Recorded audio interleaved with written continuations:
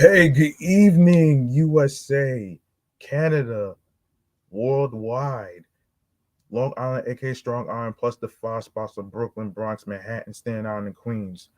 I'm your man, G Money Stacks, aka the Gregonator, the YouTuber, creator, host with the most, the unstoppable independent podcaster and rookie podcaster of Queens, New York.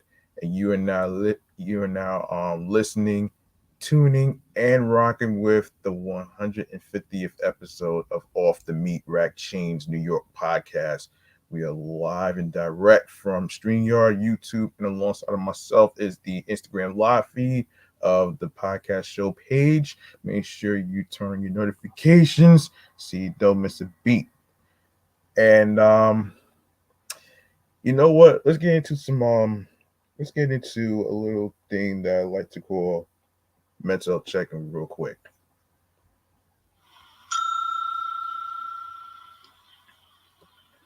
All right, as far as how I'm doing mentally, physically, and spiritually, you ask. I'm actually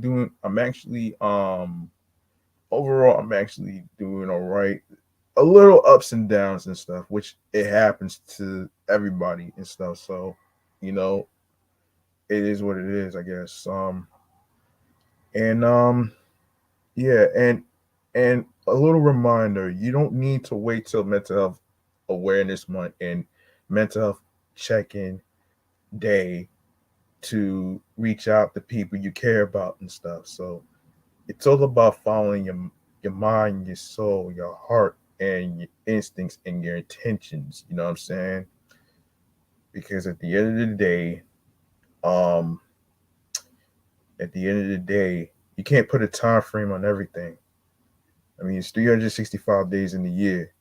So, um, you know, whenever you have a little time left, you can reach out to your friends, your wives, your boyfriends, your husbands, your girlfriends, your boyfriends, your friends and stuff, and even the people you're cool with. You know what I'm saying? You only have one life to live, and don't worry about um what's going on in the future. Worry about what's going on right now. That's what really matters. Um, so hey, I want to get started on a little thing in honor of Mental Health Check-in Month, um, which is about bipolar disorder. So here we go. And first and foremost, let me say hi to somebody who just popped in on the Instagram live feed. So let's see what we got here. Hey, happy Thursday, Robbie. Yeah, I know y'all here. And check this out though, man. I'm not gonna make it tomorrow and Saturday either, so I have to work. So just to let y'all know in advance. So let's get into this, man. So most common medical disorder that everybody's been hearing about is mostly bipolar disorder, right? So let's get into it. So, what is a bipolar disorder, you ask? Bipolar disorder is a mental health condition marked by extreme shifts in mood. Key symptoms include episodes in mania or an extremely elevated mood, episodes of depression or a low mood. Older terms for bipolar disorder include manic depression and bipolar disease. Bipolar disorder isn't a rare condition. In fact, the National Institute of Mental Health says that 2.8% of US adults, or about 5 million people, have a bipolar disorder diagnosis. And yeah, you can hear the plane. So let me just make sure I turn this down a little bit. Although bipolar disorder doesn't have a cure and many effective treatments are available, these treatment options can help you learn to manage mood episodes, which can improve not only your symptoms but also your overall quality of life. Types of bipolar disorder. There are three main types of bipolar disorder: bipolar one, bipolar two, and um, um, cyclo- cyclothymic. cyclothymia. Wow. So bipolar 1 is defined by the appearance of at least one manic episode. You may experience hypomania, hypomanic episodes, which are less severe than manic episodes or major depressive episodes before and after the manic episode. This type of bipolar disorder affects people of all sexes equally. Sheesh.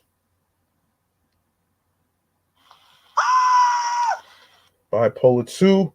People with bipolar 2 experience one major depressive episode that lasts at least 2 weeks. They also have at least one hypomanic episode that lasts about 4 days, according to a 2017 review. This type of bipolar disorder may be more common in women. Mm. Cyclothymia. People with cyclothymia have episodes of hypomania and depression. These episodes involve symptoms that are shorter and less severe than in mania and depression caused by bipolar 1 or bipolar 2 disorder. Most people with this condition only experience no mood symptoms for 1 or 2 months at a time. Your doctor can explain more about what kind of disorder you have when discussing your diagnosis. Some people experience distinct mood symptoms that resemble but don't quite align with these three types. If that's the case for you, you might get a diagnosis of other specific bipolar and related disorders. Unspecified bipolar and related disorders. So these are the symptoms for bipolar disorder. To receive a diagnosis of bipolar disorder, you must experience at least one period of mania or hypomania. These both involve feelings of excitement, impulsivity, and high energy, and hypomania is considered less severe than mania. Mania symptoms can affect your day to day life, leading to problems at work or home. Hypomania symptoms typically don't. Some people with bipolar disorder also experience major depressive episodes or down moods. These three main symptoms, mania, hypomania, and depression, are the main features of bipolar disorder. Different types of bipolar disorder involves different combinations of these symptoms. Bipolar 1 symptoms includes, okay, hold on. A diagnosis of bipolar 1 disorder requires at least one episode of mania that lasts at least 1 week. Symptoms that affect daily function, symptoms that don't relate to another medical or mental health condition, or substance abuse. Yeah, substance use. Sorry. Um, you can also experience symptoms like psychosis or both mania and depression, known as mixed features. Um, these symptoms can have more impact on your life. If you do have them, it's worth reaching out for professional support as soon as possible. While you don't need to experience episodes of hypomania or depression to receive a bipolar diagnosis. Many people with bipolar, I do report these symptoms.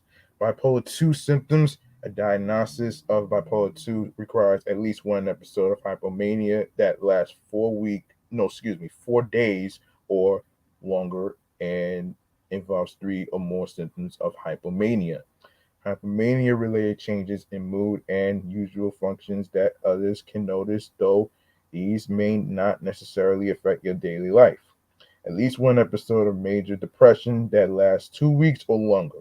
At least one episode of major depression involving five or more key depression symptoms that have a significant impact on your day to day life. Symptoms that don't relate to another medical or mental health condition or substance abuse. No, excuse me, substance use. Um, Bipolar 2 can also involve symptoms of psychosis, but only during an episode of depression. Give me 1 second so I could get a sip of water. Hold on.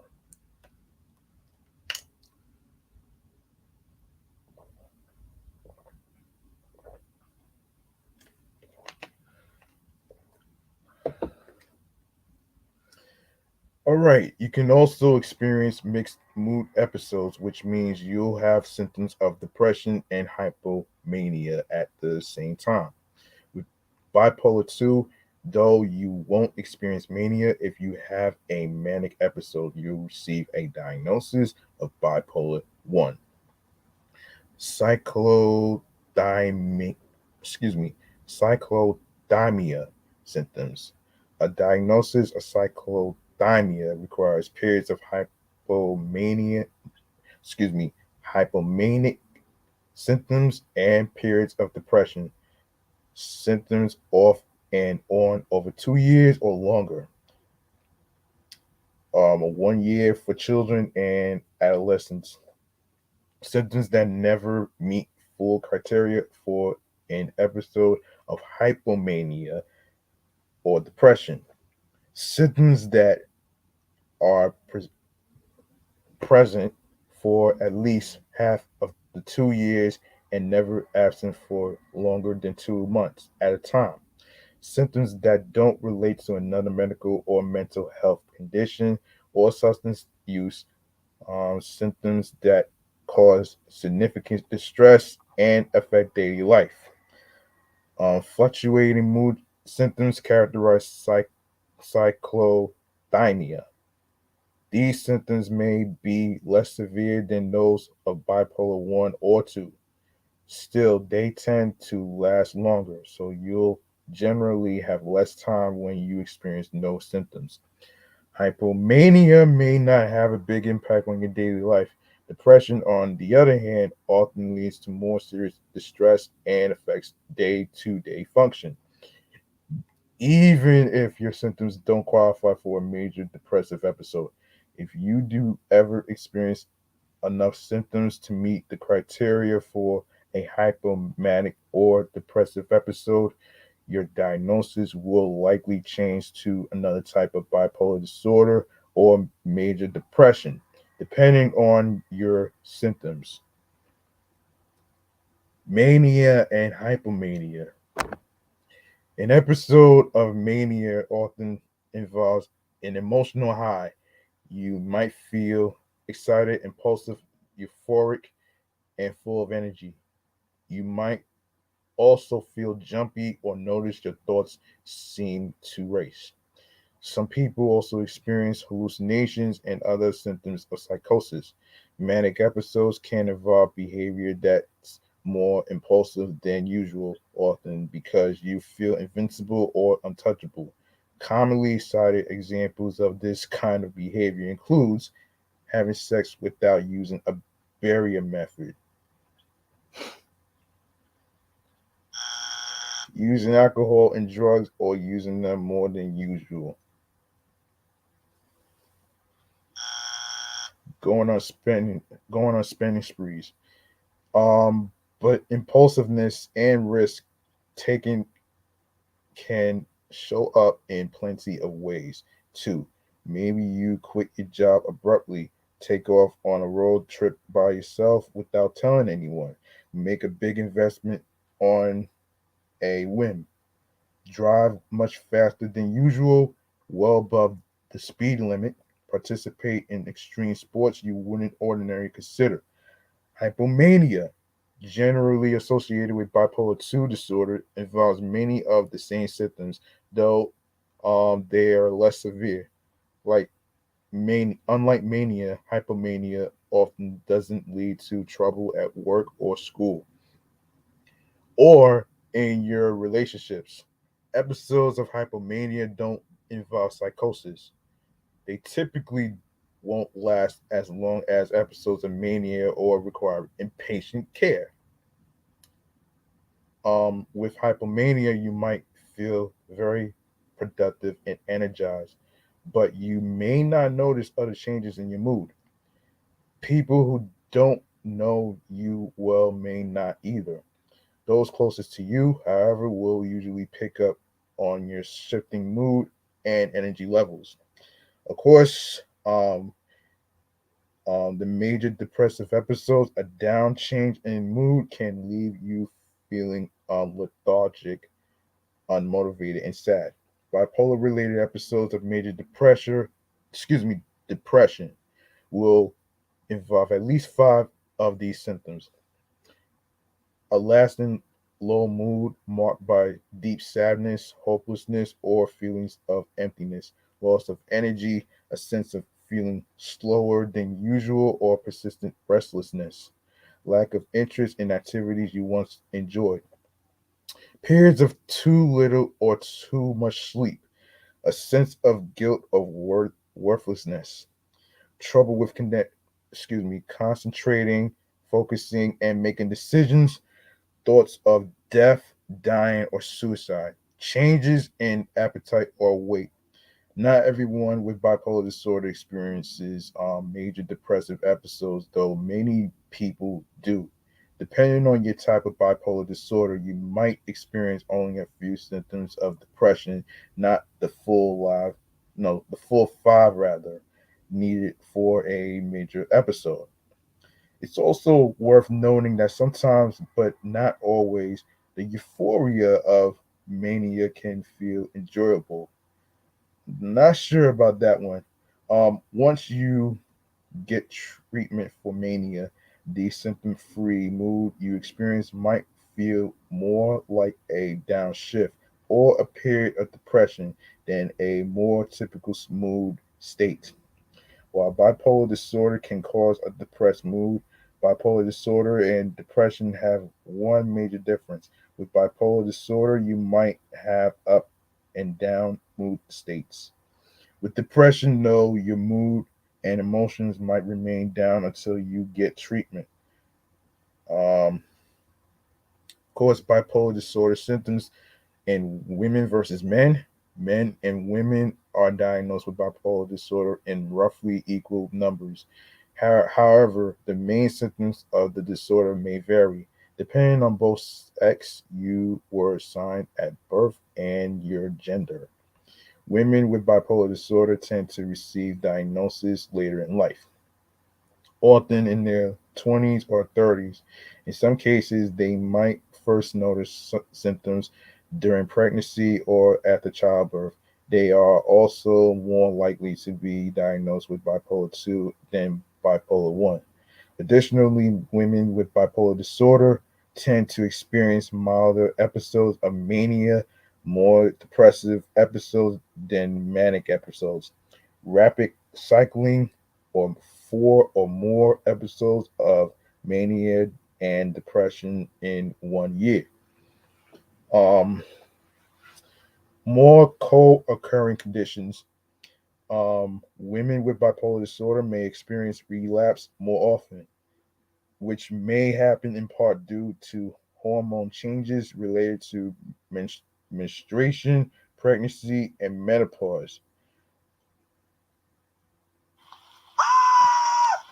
In terms of bipolar disorder, relapse means having a mood episode, not having one for some time.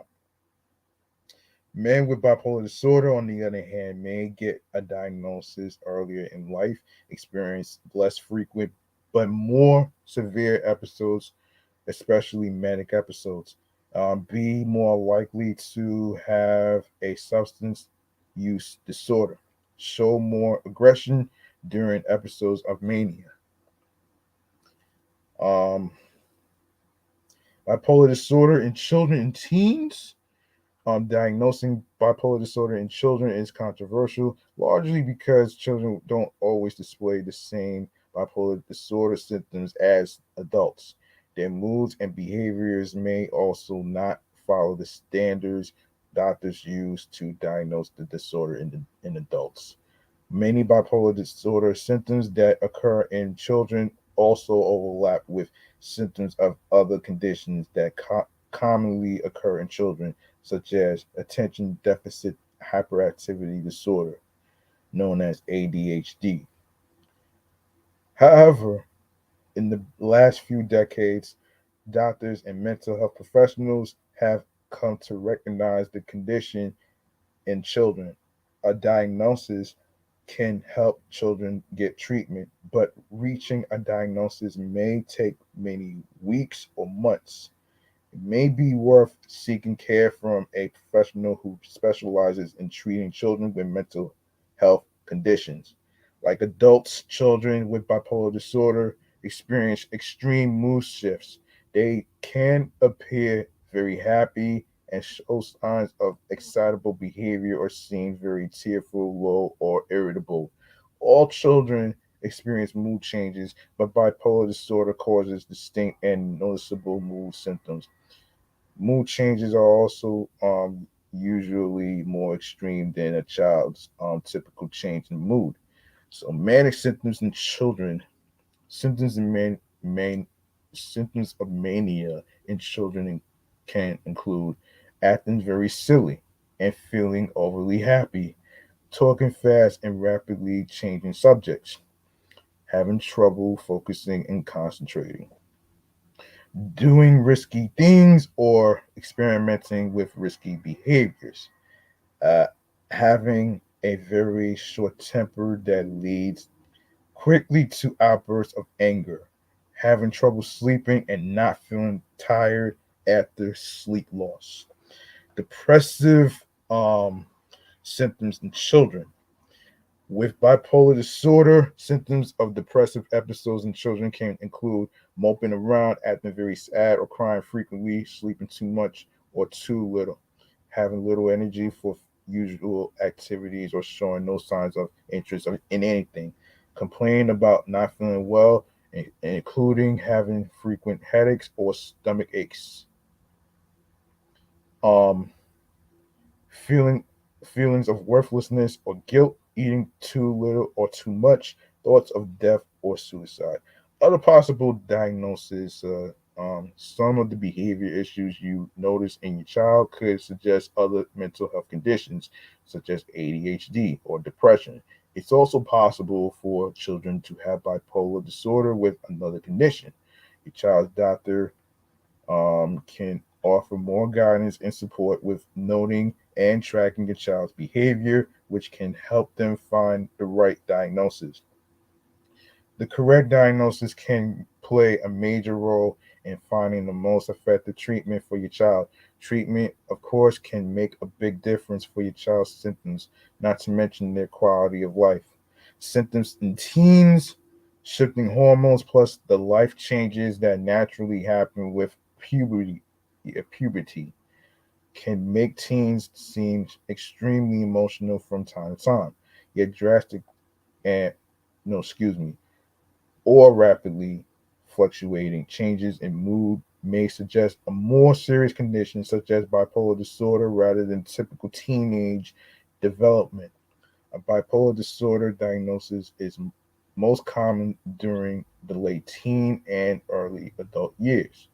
So, common symptoms of mania in teenagers include being very happy, acting out, or misbehaving, taking part in risky behaviors like substance use, thinking about sex more than usual, becoming overly sexual or sexually active, having trouble sleeping without signs of fatigue or being tired, having a very short temper, having trouble staying focused, or getting distracted easily. Common symptoms of depressive episode include sleeping too much or too little, eating too much or too little, feeling very sad and showing little excitability, withdrawing from activities and friends, thinking of or talking about death and suicide. Now, keep in mind, this is crazy. Um, Keep in mind that many of these signs, like experimenting with substances and thinking about sex, aren't uncommon teenage behaviors, but if they seem to be part of a larger pattern of shifting moods or start to affect their day to day life, they could be a sign of bipolar disorder or another condition. Now, the treatment for bipolar disorder. Several treatments can help you manage bipolar disorder symptoms. These include medications, counseling, and lifestyle changes. Some natural remedies can also have benefits. Medication, oh boy. Um, Recommended medications may include mood stabilizers such as lithium, um, um, antipsychotics such as olanzapine, Zyprexa, antidepressant, antipsychotics such as um, fluoxetine, olanzapine, which is Symbiox. Um, hold on a second. Yeah, benzodiazepines, a type of anti-anxiety medication used for short-term treatment.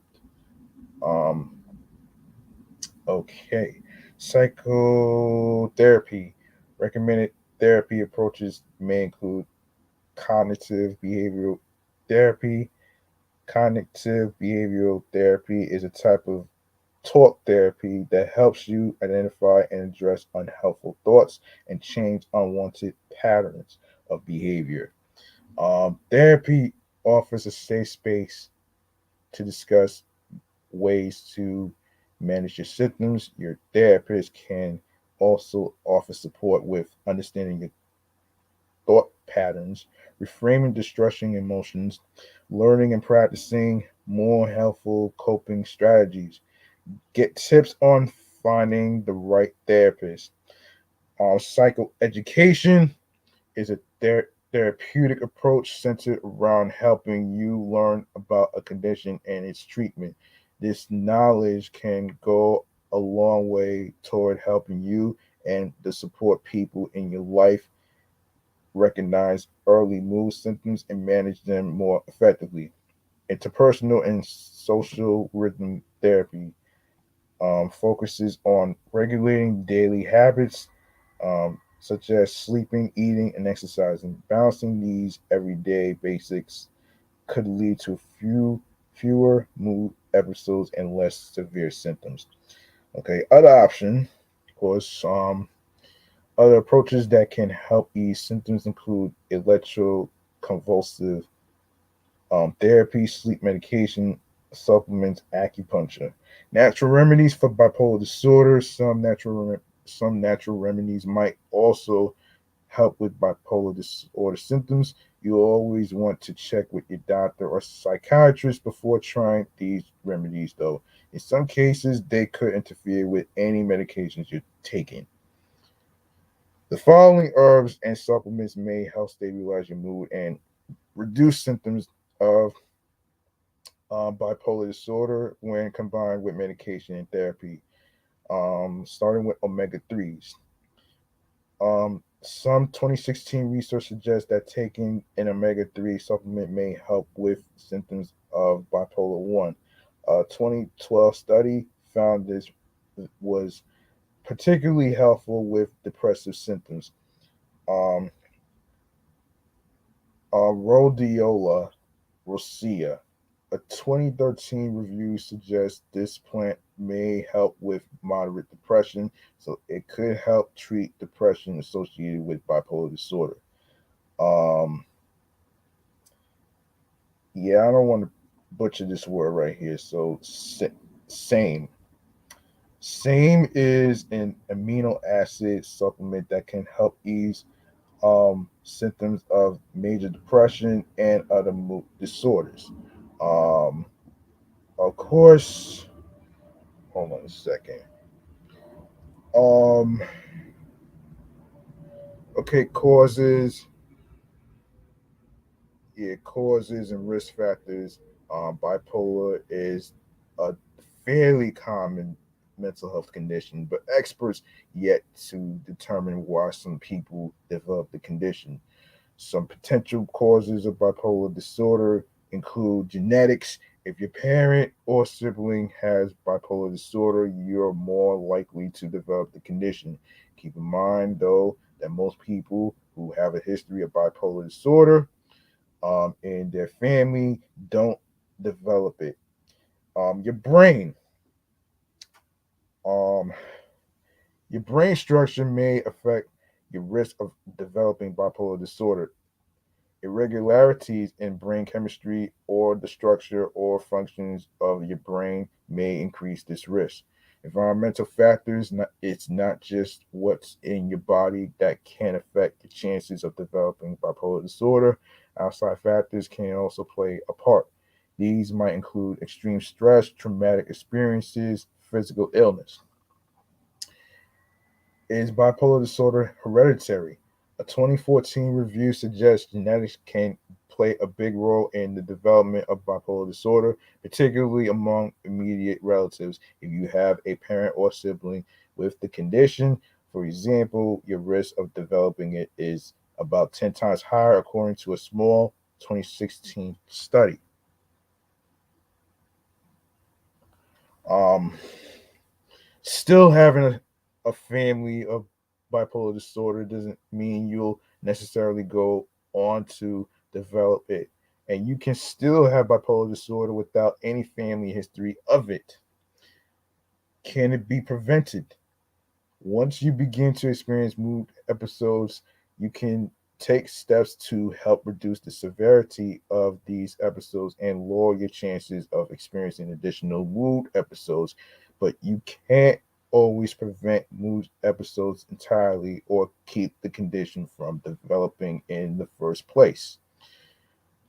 Future research may reveal more about the specific causes of bipolar disorder and give researchers more insight into potential ways of preventing the condition. Common co-occurring conditions. Some people with bipolar disorder also have other mental health conditions. A 2019 research review suggests that anxiety disorders are among the most common. Other conditions that might occur alongside bipolar disorder include substance use disorders, eating disorders, specific phobia, ADHD. Symptoms of these conditions might show up more severely depending on your mood state. Anxiety, for example, tend to happen more commonly with depression, while substance use might be more likely with mania. If you have bipolar disorder, you may also have a higher chance of developing certain medical conditions, including migraine, heart disease, diabetes, thyroid disorders. Um, Tips for coping and support. If you notice symptoms of bipolar disorder, a good step involves reaching out to a doctor or therapist as soon as possible. Similarly, if it's a friend or a loved one who has symptoms, consider encouraging them to connect with a therapist as soon as possible. It never hurts to remind them that they have your understanding and support either. Um, hmm, yeah. So let's see.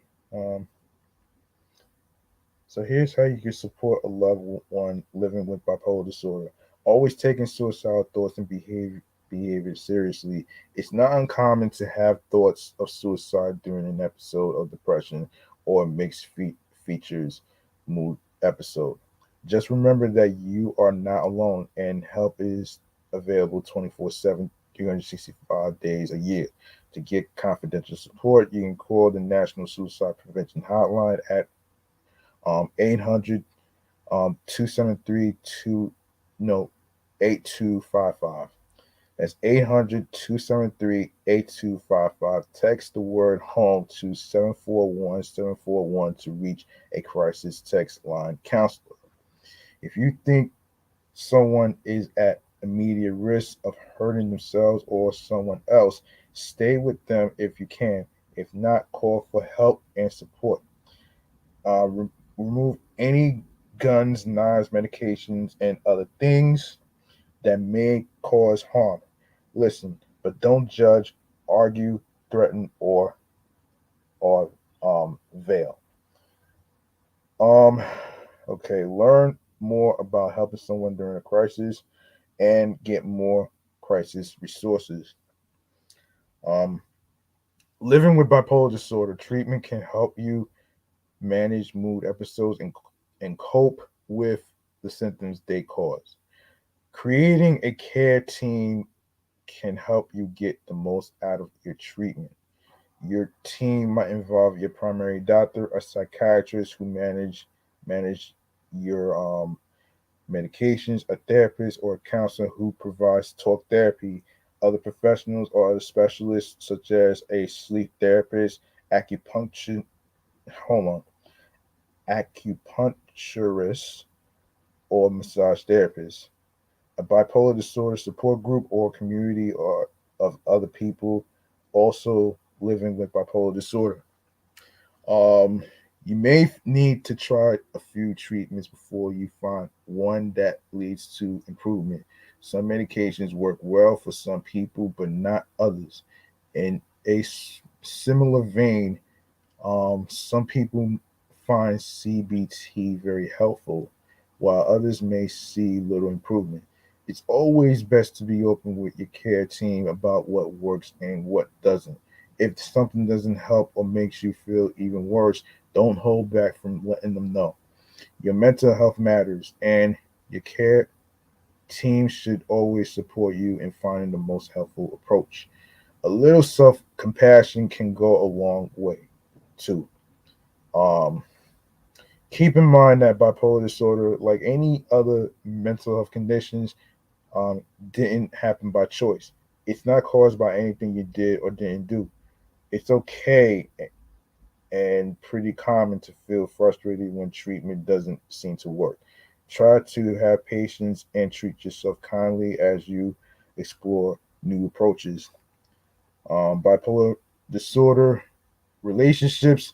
Bipolar disorder can affect any of your relationships, but these effects might show up most clearly in your closest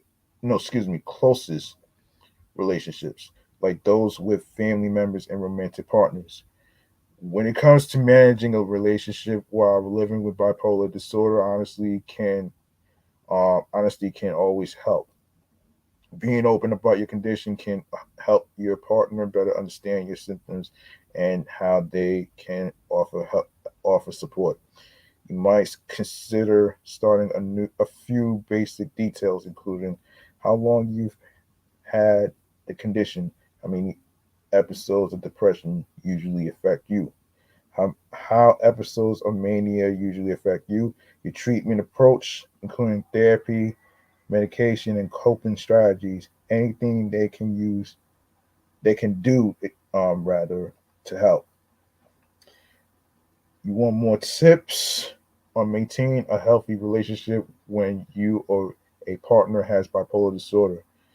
Um, the bottom line is that bipolar disorder is a lifelong condition, but that doesn't mean it has to completely disrupt your life. Um, while living with bipolar disorder certainly creates some challenges, no, excuse, yeah, challenges, sticking with your treatment plan, practicing regular self care, and leaning on your support system can boost your overall well being and keep symptoms to a minimum. Educating yourself and your loved ones about the condition can also have a lot of benefits. Get started with these resources. Of course, this is Depression and Bipolar Support Alliance, Help with Bipolar Disorder, and International Bipolar Foundation. So there you go. The that is what bipolar disorder is about. Um, and I hope this helps for those who are suffering and struggling an all time low with this bipolar disorder and other mental health um, difficulties. Um, so so yeah. Okay. So now that I'm done with that one, let's see. All right, we're gonna get to some transit news right now, man, because I've been on this mental health thing for like maybe almost an hour. So let's get to transit news, which is called the New York Mass Transit Files.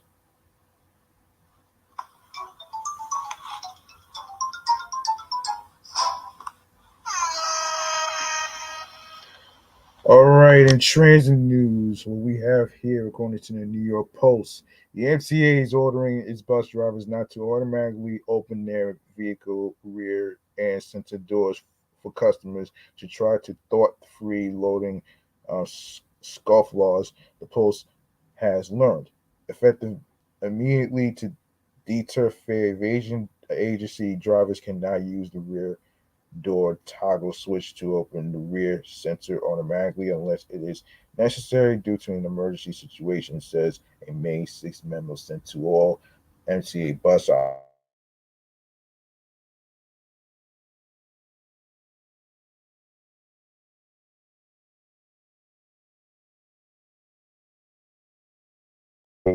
pay.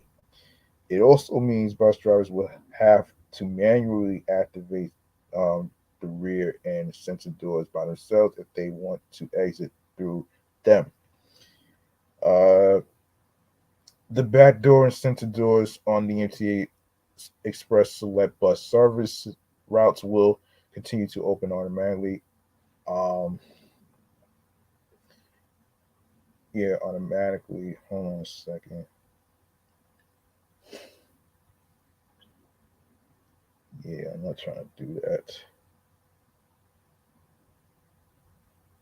Hold on, man. Yeah, automatically. Hold on a second. Automatically at all stops, the memo said.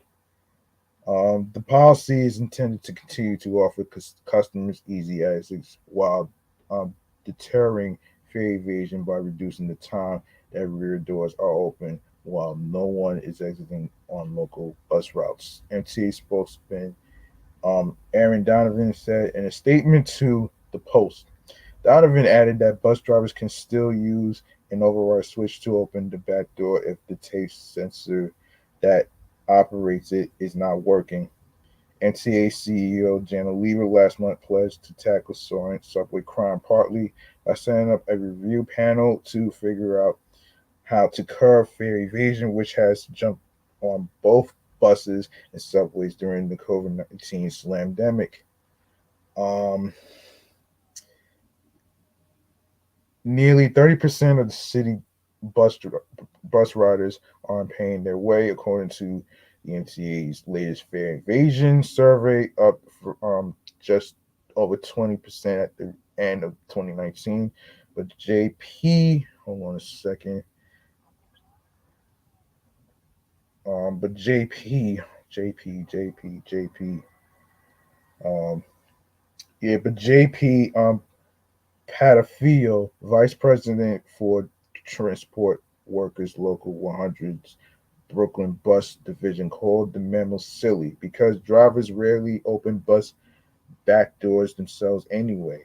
He said he hoped the implication would not be that bus operators should haggle for fares, which has led to driver assaults in the past. If somebody is coming, hold on a minute, man. Hold on a second. Um, Hold on. If somebody is coming through the back door, it's usually because there's a lot of people getting off the bus. He said the bus driver's job is already very difficult, and we already know that enforcing fares leads to assault and fights on the bus. Yeah, I can actually agree with this. The MTA's new directive defies its long-term goal of implementing all-door entry and fare collection on all its buses. Omni Tap and Go card payment readers have been installed on all buses, but are currently only turned on for select bus routes. Actually, that's not true. Lever last month told reporters it was too soon to turn on the rear door Omni readers because the vast majority of bus riders still pay with MetroCards or cash. I think we only gosh. These annoying ads. These annoying ads, man. I swear.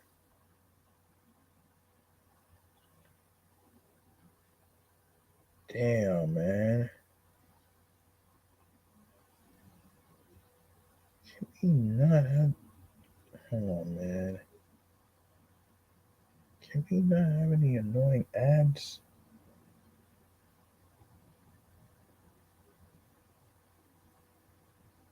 Damn. Can we not have any annoying ads? I'm sorry. Um, Let me refresh this shit. Yeah, yeah. I think we only have somewhere between um 10 and 15% omni penetration on buses. He said it wouldn't really be fair to try to manage rear door bus boarding and limit it to omni customers. Let me tell you something, man. For years and years and years, I've been waiting for buses like the Q5, right?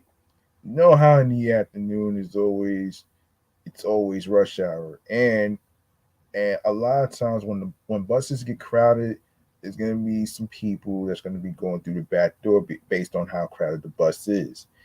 Look, man, and you wonder why there's you wonder why. Hold on, let me put myself on screen real quick. You wonder why there's a bunch of assaults on bus operators, right?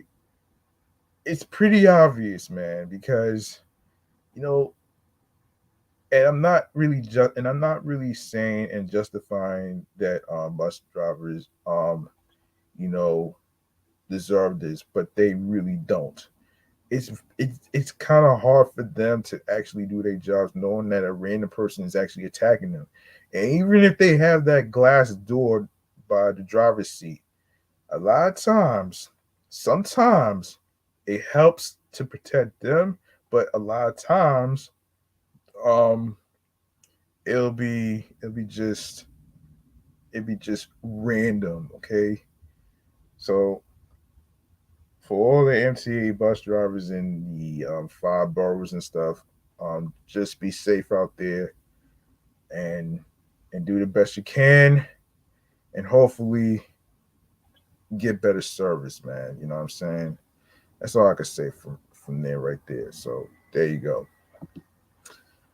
Um, okay, so without further ado, hold on a second, man.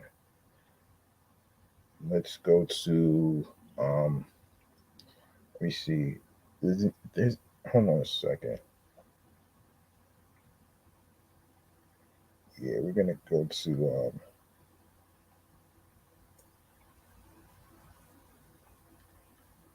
all right, we got another issue here. Let's get to this. Another incident in transit news.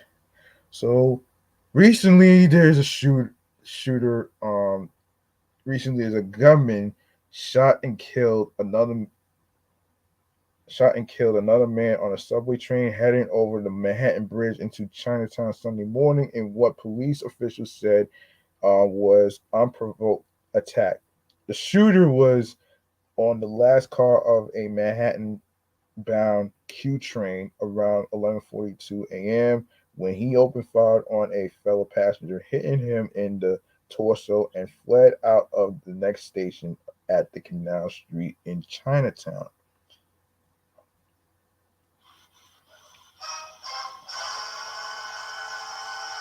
How many times do we have to hear about incidents of random people, doing these random attacks in trains, and then attacking random people while they're trying to get home? Like, what is wrong? What is wrong with criminals these days? According to witnesses, the suspect was walking back and forth in the same train car and without provocation pulled out a gun and fired at the victim at close range. NYPD Chief of Department Ken Corey told reporters during a press conference at the Canal Street station Sunday afternoon, May 22nd. Paramedics rushed the 48-year-old man to Bellevue Hospital, but he could not be saved. Police did not release any more information about the victim. The suspect remains on the 1 a.m. And cops are combine combing um, through MTA surveillance camera footage, according to Corey. The police chief described the shooter as a heavy-set man with a beard, wearing a dark-colored hoodie, gray sweatpants, and sneakers. The MCA, no, excuse me, the Metropolitan Transportation Authority rerouted the N and Q trains to the R line on both sides of the bridge between DeKalb Avenue in Brooklyn and Canal Street in either direction following the incident, and trains ran express from Canal Street to 34th Street, Herald Square. The agency posted on social media. That's crazy, man.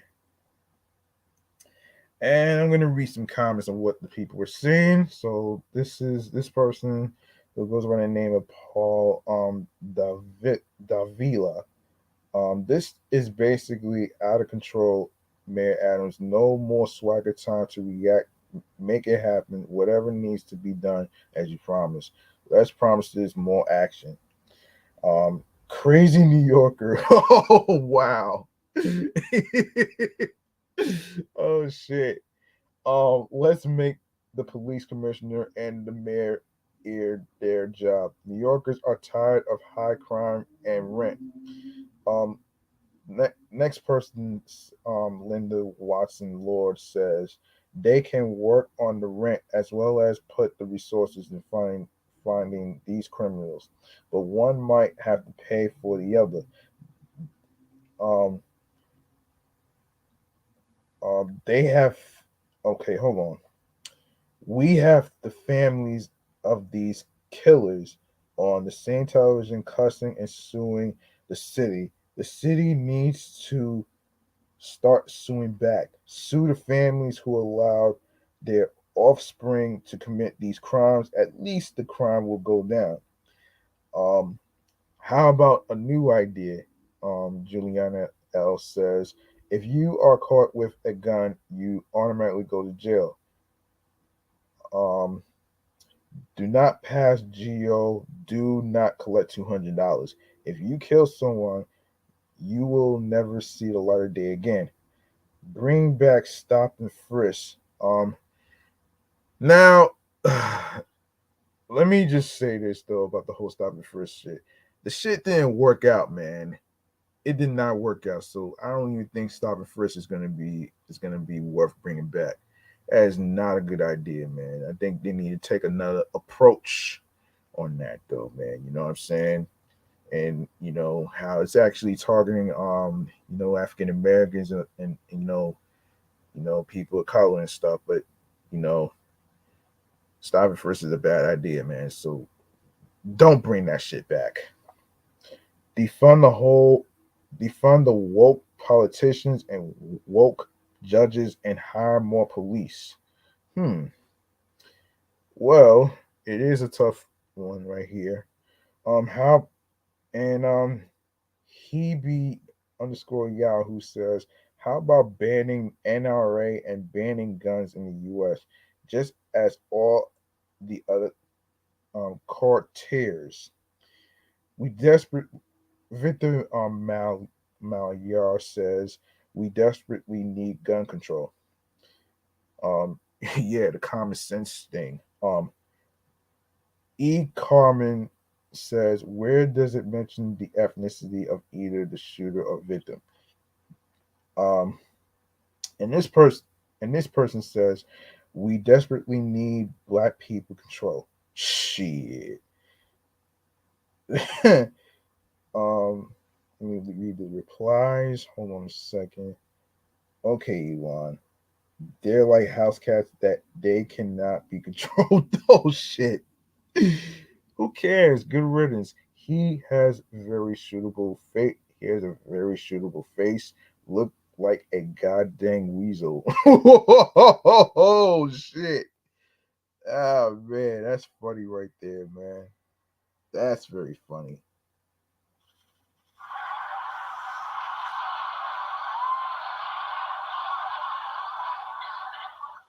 Yeah.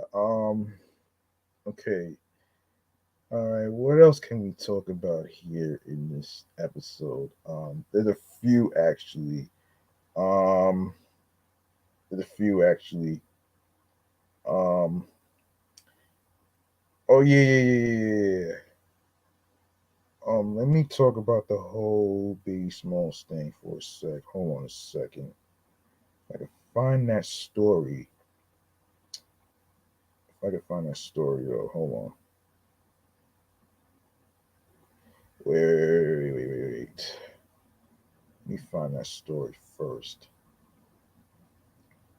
Um, yeah, let me find that story first, though. Um, okay, hold on a minute. Hold on one second.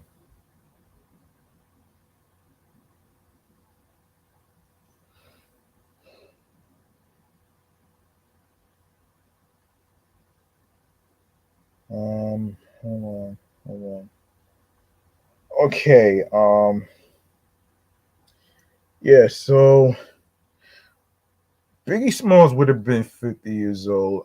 Recently it was his birthday, um, which was May 19th. Um, no, hold on. Yeah, May 21st. Excuse me, May 21st. Excuse me. His face was featured on the back of a metrocard. So the story goes like this: It's not a dream. Get the Biggie Smalls metrocard while supplies last. A limited edition Notorious B.I.G. car metrocard goes on sale Saturday to commemorate the late Brooklyn rapper on what would have been his 50th birthday.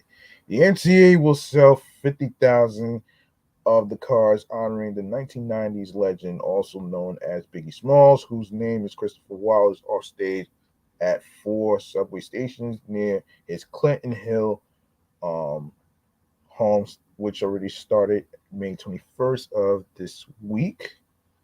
No, not wait. Was it this week? Yeah. What? Wait. Was it this week?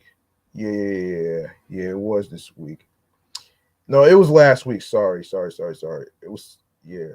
Um, Biggie Smalls, Notorious B.I.G., the greatest rapper in New York history, at least some would say the greatest rapper of all time, said Metropolitan Transportation Authority chairperson and CEO Jana Lieber during a press conference at Grand Central Terminal Thursday.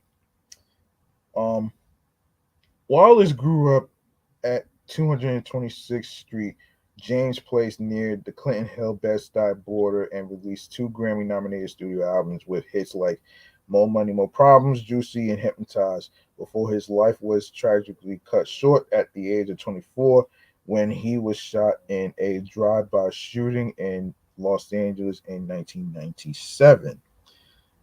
Yeah. Um,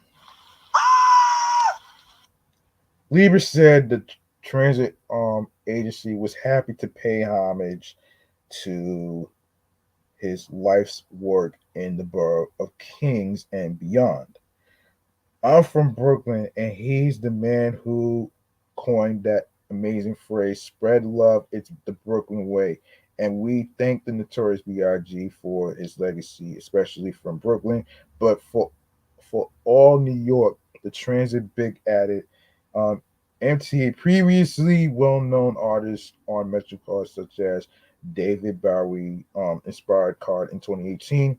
The new and juicy promotion kicks off just after midnight Saturday, May 21st, at the following stations, which was Lafayette Avenue on the C line, Clinton and Washington Avenue on the C line, Clinton and Washington Avenue on the G line, Atlantic Avenue, Barclays Center on the 2, 3, 4, 5, B, D, and Q and R lines. So that's basically what happened here. Okay, so let's see what we can talk about here.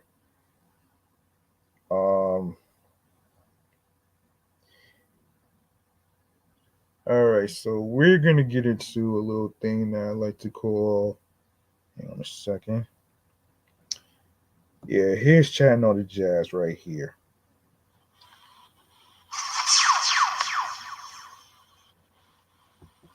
Okay. Now one of the main topics I wanted to actually get to is give me a second here. Hang on a second here. Give me a second.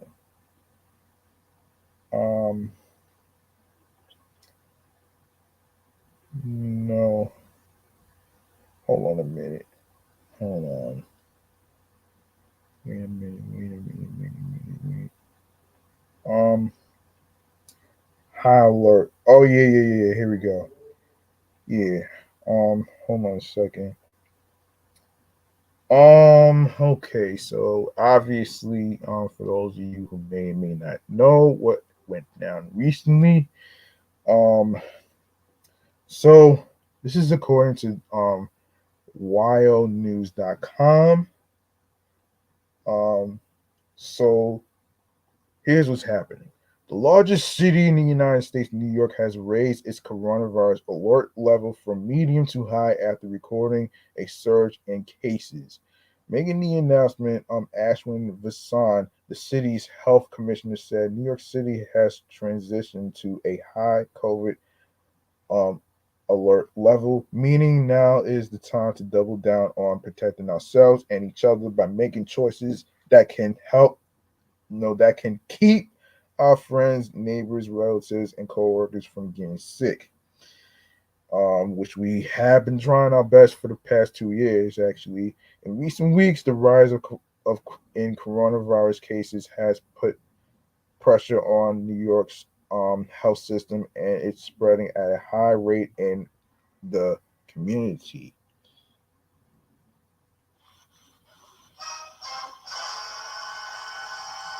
People living in New York need to avoid high risk activities and wear a face mask in both crowded outdoor settings and public indoor settings. Okay. Now that's crazy right there, man. That's very crazy. And I really this shit is not going away anytime soon. I'm unfortunately it's not going away. So um so yeah, that's gonna do it with this topic. So we're gonna go into the next one right there. Just want to touch base on that. Um so let's get into oh yeah. I forgot about the mental health campaign though. I'll do that. All right. So most recently, there was a mental health campaign. So with the crucial message of Together for Mental Health, emblazoned on its website, social media, videos, and more, the National Alliance on Mental Illness has banded together with others to speak out louder than ever during May. Mental Health Awareness Month is once again on the calendar, and Mercer Island Youth and Family Services Minister Tamby Cork noted that mental health is essential to overall health. While mental health is important to discuss year round, campaigns such as Mental Health Awareness Month allow communities to highlight and elevate this important conversation and are critical for decreasing stigma and increasing awareness about the importance of mental health, she said. NAMI added that millions of Americans live with mental illness each year, and the national movement this month is vital to raise awareness about mental health.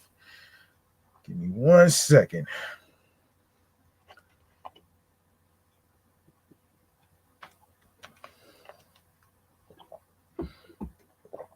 Oh boy.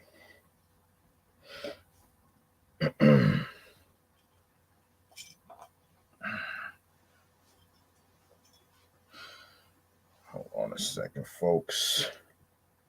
Trying to get a little comfy here.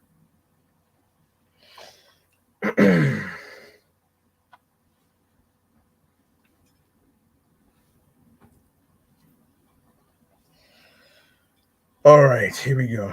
Okay, here we go. Yeah, where was I? Where was I? Where was I? Where was I?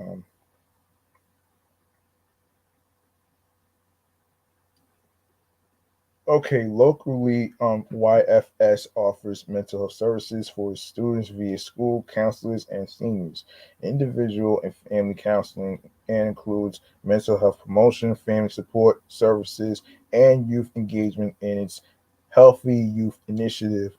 YFS is a city department and is available to Mercer Island residents who can call the confidential intake and consultation line at 206 275 7657.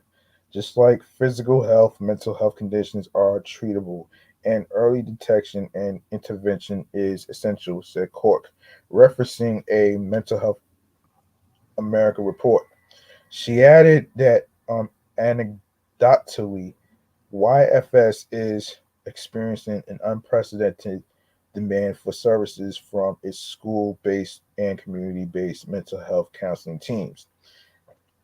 In a 2021 reporter story regarding the virtual Mercer Island Healthy Youth Forum, Dr. Jason Kilmer, an associate professor of psychiatry and behavioral sciences at the University of Washington, gave a nod of approval to Islanders for their constant wave of support to the younger set.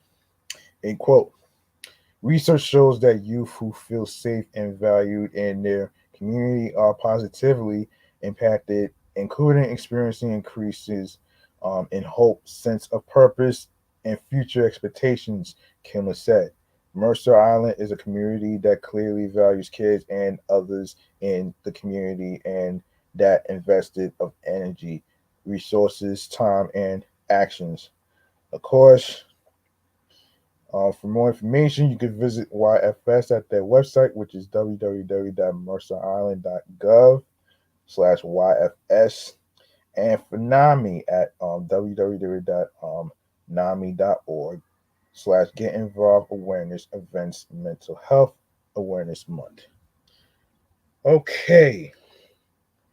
All right. Now, now,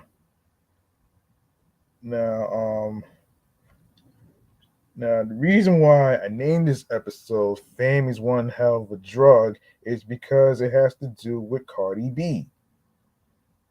So, so this is from irishmirror.ie. Cardi B has had enough of life in the limelight and has told anyone who has ambitions to be famous to avoid it at all costs.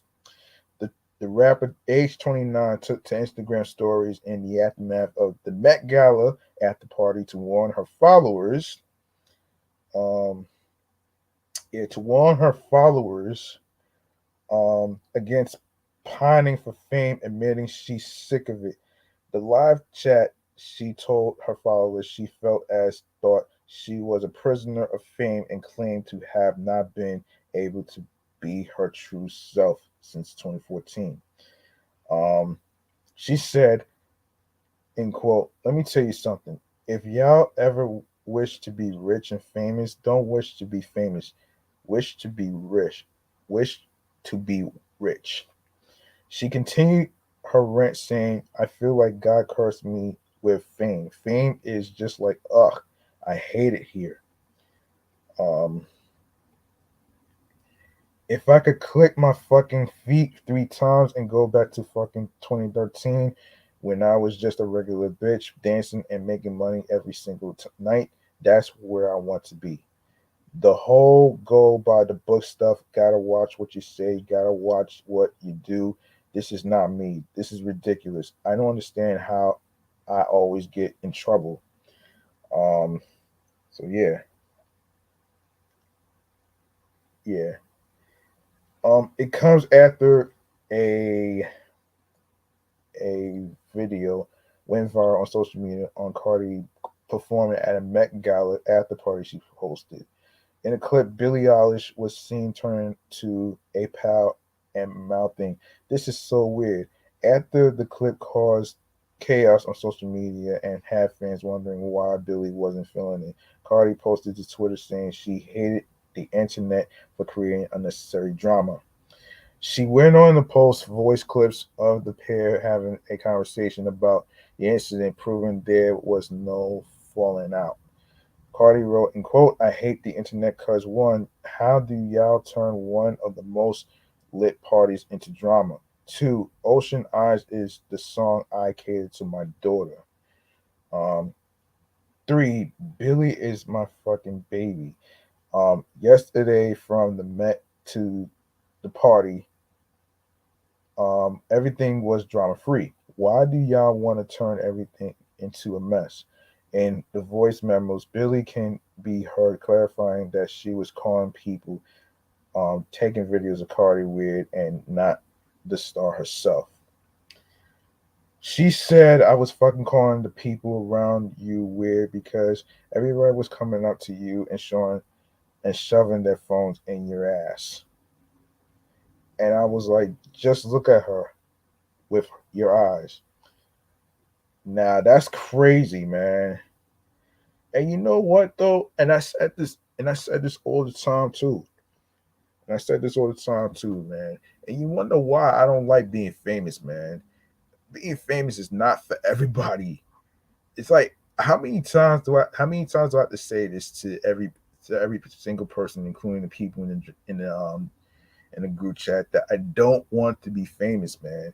And that's the reason why I named this episode "Famous One Hell of a Drug," because there's always a downfall to people, and they always think about. Here's the thing about fame. It's like the thing with fame is like you're basically being boxed into one thing, and and and to be in a peer pressure of being a public figure or a role model, as people will put it, it's not easy. Being a role model is not for everybody, okay? And that's not something I'm willing to do. That's not the type of responsibility that I want to do. So it's like this, man. And I always wanted to say this though, and I actually saw it somewhere, but I forget where though. But why be famous? Why concentrate on being famous instead of concentrating on your success, on what you love to do? That's that's the question that I always wanted to ask though. So why concentrate on fame, which reminds me of clout, instead do what makes you happy. You know what I'm saying? So, like I said in the episode description, fame is one hell of a drug, and that is a fucking fact.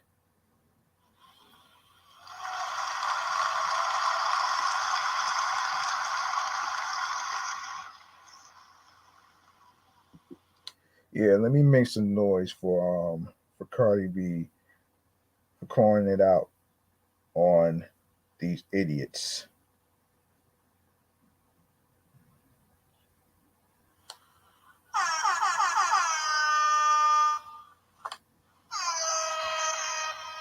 All right, our next topic has to do with let's see.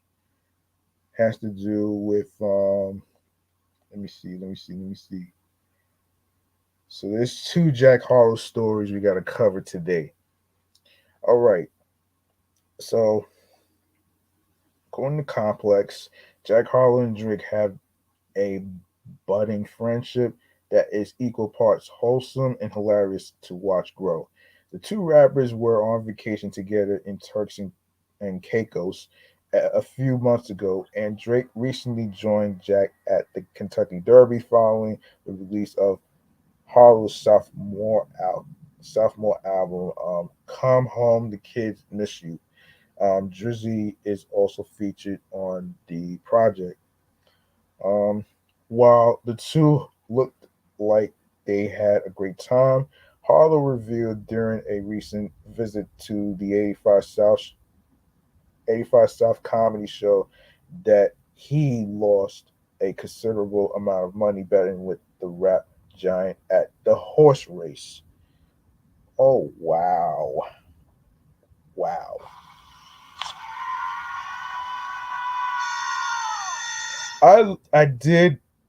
I lost a lot of money, Harlow said, after being asked if he bet on any horses at the Derby. I just told Drake I would bet what he bet. So I copied him. Elsewhere in the interview, Harlow talked about what it's been like becoming friends with Drake, who he said taught him how to rap. That's what's a real gift to this shit hip hop, Jack says at the 34:30 mark of the video above. Drake is one of the people who literally taught me how to rap. Him, Wayne, and Kanye. Now to be cool with him is the biggest gift. It's better than $10 million. Whoa, $10 million is a lot of money. Um, yeah, $10 million is a lot of money though. Let me see. Yeah, there's no price tag on meeting somebody who taught you how to do it, and them saying, "Yo, you are dope." And yes, in other Jack Harlow news, let's get into another Jack Harlow news actually. And I already talked about this actually. So I already talked about this previously in episode 148 in the new segment called "Remains to Be Seen." This is recently. Jack Harlow is set to make his acting debut in the 20th Century Studios reboot of the classic 1992 sports comedy White Man Can't Jump. And on Thursday, the 24-year-old rapper was spotted on the film set in Los Angeles for the first time. The first class hitmaker, um, yeah, yeah, first class hitmaker will play the lead role originated by Woody Harrelson in the original Ron Shelton directed movie. Um, Harlow's donned a white tie dye shirt that was emblazoned with Jab Steppin' Jeremy at um, gmail.com and maroon basketball shorts. His shorts revealed long red scars down his kneecaps. It is not known if this is for the movie or if they are his own marks. The Kentucky native wore white calf socks that had mustard yellow stripes and white sneakers. The 6 feet 3 inch musician rocked his signature curly light brown locks and sported a light scarf.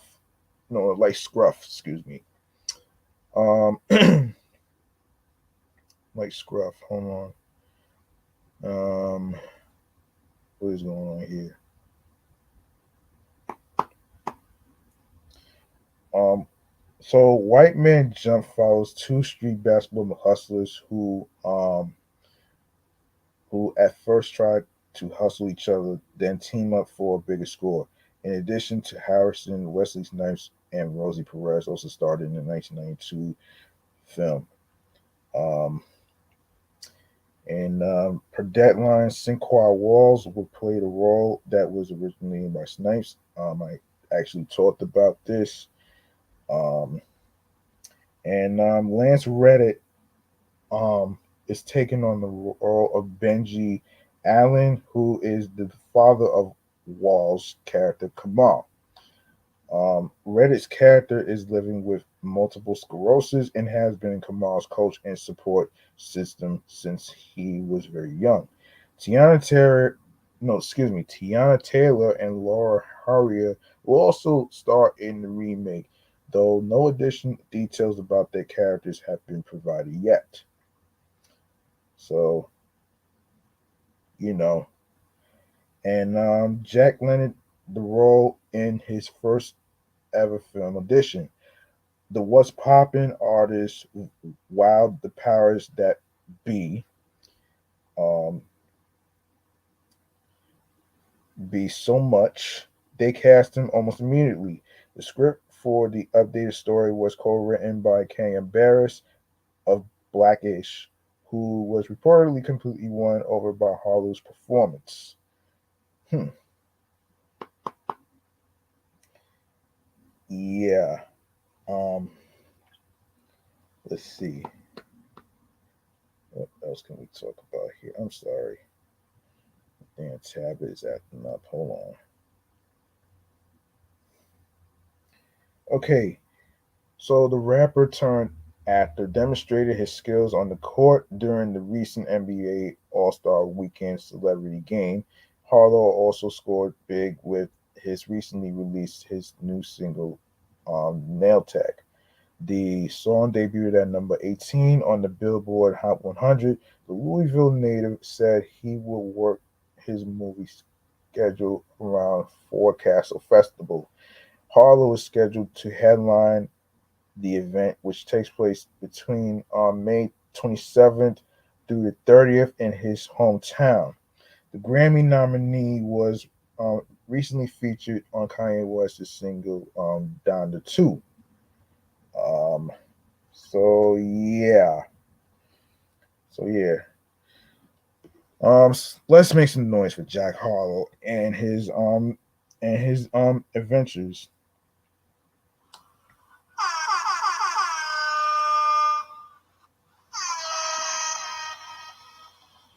All right. All right. So let's get to let's get to hang on a second, man. Okay. Hold on a minute here.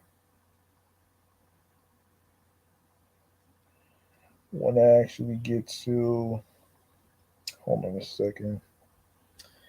Give me 1 second. Oh wait. Um yeah, let me see. Oh, Freddie Gibbs. Okay. Freddie Gibbs. Um so all right, so Freddie Gibbs. Okay. This happened recently, and this is from Hip Hop DX. It's pretty clear Freddie Gibbs and Benny the Butcher are no longer friends. Over the weekend, recently, which was last week, or 2 weeks ago, actually, if you will. Over the weekend, a fan witnessed Gangsta Gibbs being attacked by alleged associates of the Griselda rapper in Buffalo, New York. Gibbs was at a restaurant in town right before taking the stage of his Space Rabbit tour when the attack happened, and the witness shared the incident on Twitter. I just saw Freddie Gibbs get beat up and his chain took while I was eating in Buffalo, New York at Freddie Gibbs Academics World Star hashtag explore hashtag World Hip Hop. He tweeted chain off video. Freddie Gibbs was running and his security didn't help. Gibbs supposedly had his chain stolen, and the witness claimed he had the video footage of this incident and would only post it if academics reached out to him. It's unclear as of press time if academics got a hold of the footage. Gibbs, on the other hand, took the stage later that night with noticeable lumps on his face including a swollen eye. Fans were questioning why Gibbs' face looked so injured, but rumors circulated even more when an alleged text message from the the Alfredo rapper speaking about his stolen chain surfaced online. 20 niggas deep. This all they did. Couldn't even take my shit. Read the text message under two images of a bunny rabbit pendant. Tell the niggas come harder next time. Hmm. Issues between two rappers began in March when Benny said his working relationship with Gibbs came and went during an interview on Spotify Green Room's Most Necessary Live. The Gary, Indiana bred rapper didn't take too kindly to the comments and fired back at his former collaborator. Just keep my name out your mouth, man, when y'all talking to people who are doing interviews and shit, Gibbs said on Instagram. Just say next question, man. I don't want to talk about that nigga, man. Just say next motherfucking question for real. Okay, let me tell you something, man. Two grown ass men. Two grown ass men having ground beef with each other. Are you serious? Like you can't be serious, man. Like seriously. And how and they're like in what in their 40s, I believe. Yeah, you really this is stupid, man. I'm sorry. This is so stupid. This is so fucking stupid to me, man. Two grown ass men arguing on some bullshit. Like this is ridiculous, man. This is this is even more ridiculous than that stupid stories that I've been hearing. But anyway, I'm not gonna get into too much of that shit though, man. But anyway, what else can we talk about here? Um okay. We would go to let's go to yeah, let's go to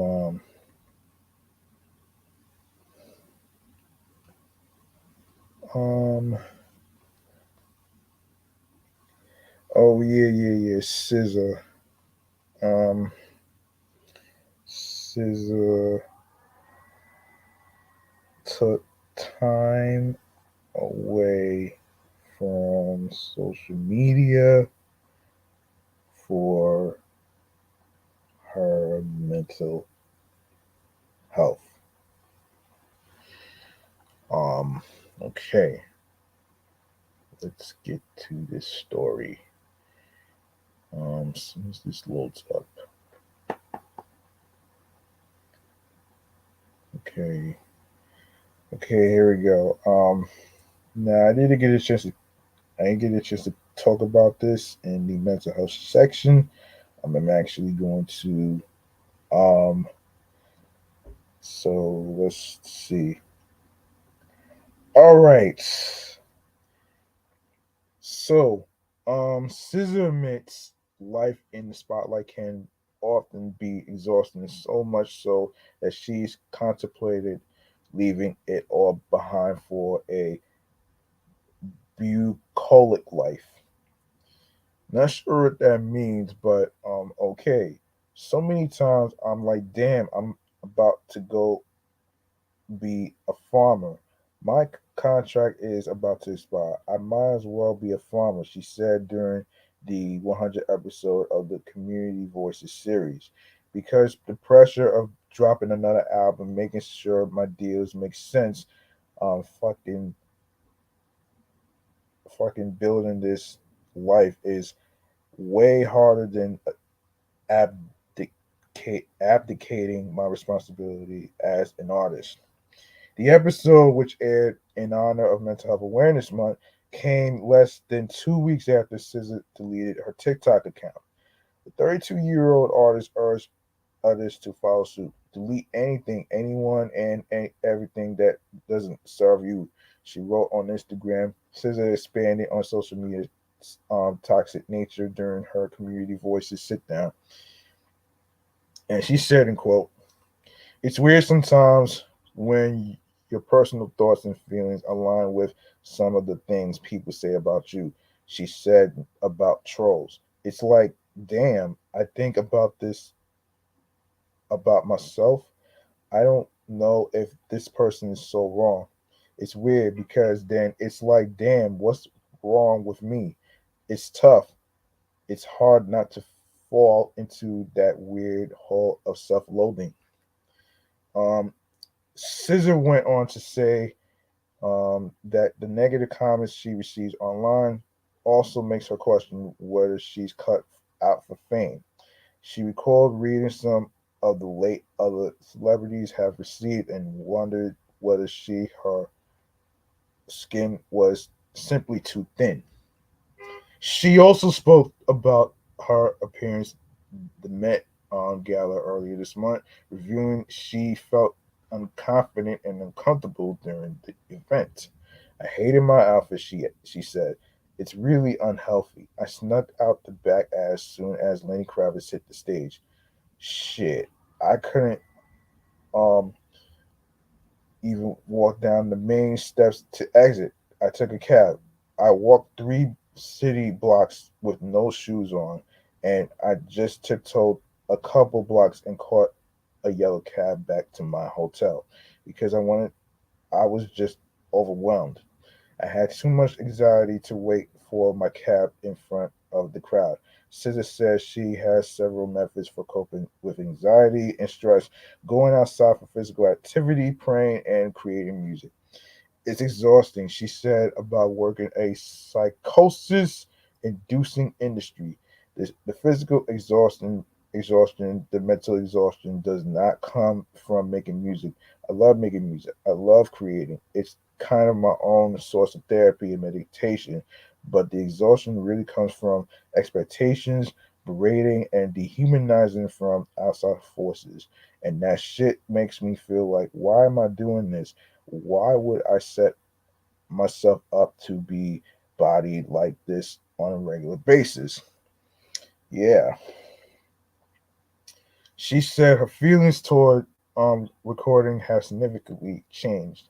She once dreaded going into the studio because she always felt pressure to create something that's hot.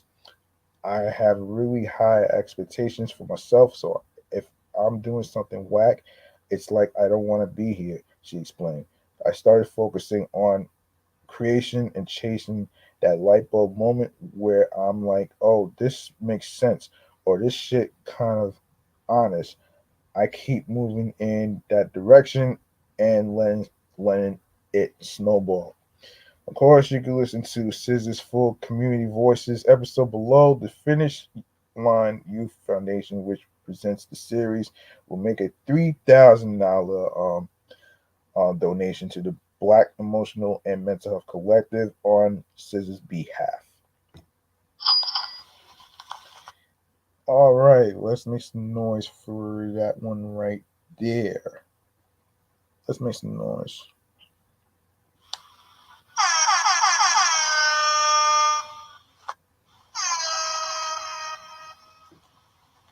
All right.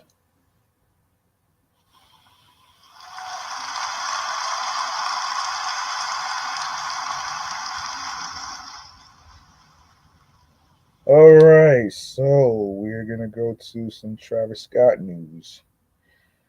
Well, first and foremost, the more bad news about the Astroworld thing. So, this is U.S. Magazine. Um, okay, so Travis Scott's 2021. Hold on a second. Yeah, Travis Scott's 2021 Astroworld Festival left 9 attendees dead and more injured after a crowd rushed the stage, while the 29-year-old Sycamore rapper performed in Houston, Texas on Friday, November 5th. The crowd surged forward and caused a mass accident. And end quote.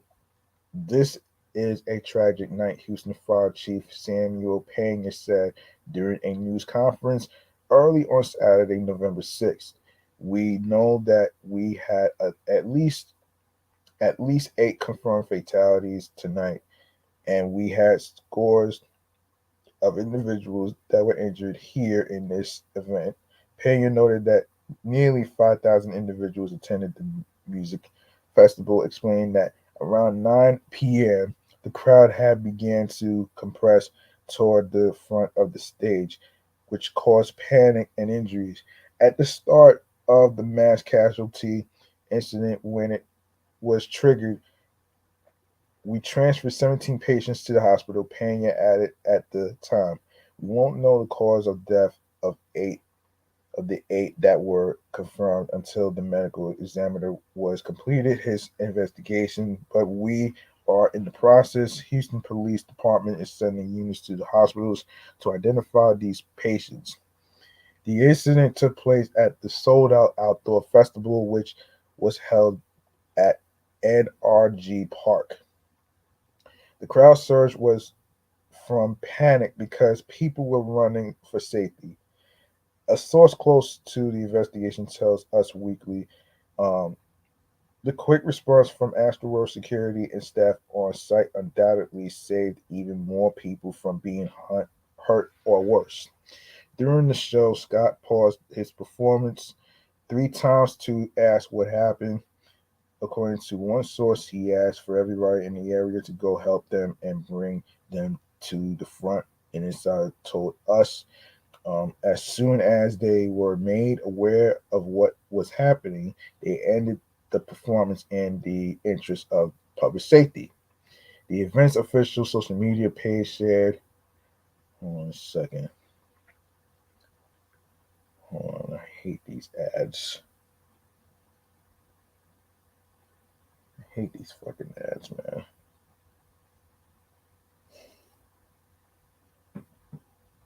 Hold on a minute. I hate these fucking ads. Um, Hang on. What the hell, man?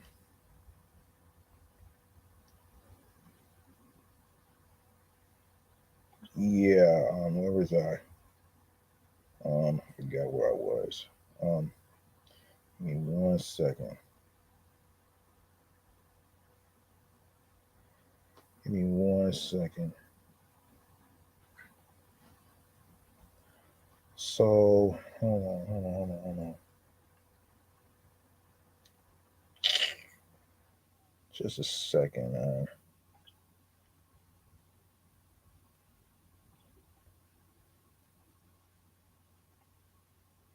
Oh, man.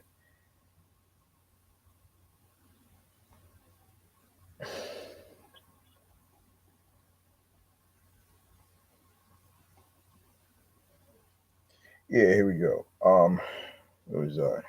Forget.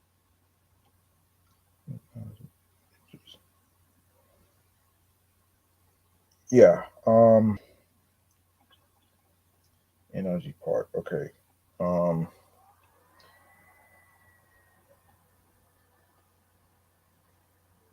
So during the show, Scott paused his performance 3 times to ask what had happened. According to one source, he asked for everybody in the area to go help them and bring them to the front. And Inside told Us as soon as they were made aware of what was happening, they ended the performance in the interest of public safety. The event's official social media page shared a statement of support early on Saturday, writing, "Our hearts are with the Astroworld Festival family tonight, especially those we lost and their loved ones. We are focused on supporting local officials however we can." In the statement, it was confirmed that the festival's Saturday lineup had been canceled. As authorities mentioned in their press conference earlier, they are looking into the series of cardiac arrests that took place. The social media statement read, "Thank you to our partners at the Houston Police Department, Fire Department, and NRG Part 4, their response and support."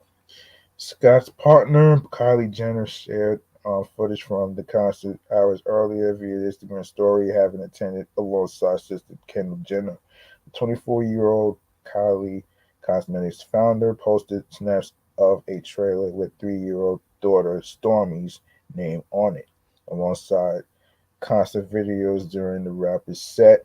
The Jenners Instagram videos, the packed crowd was seen jumping during her Bose performance, which was complete with pyrotechnics on stage, which is fireworks, folks. That's pretty much what that is, though. So there you go, right there.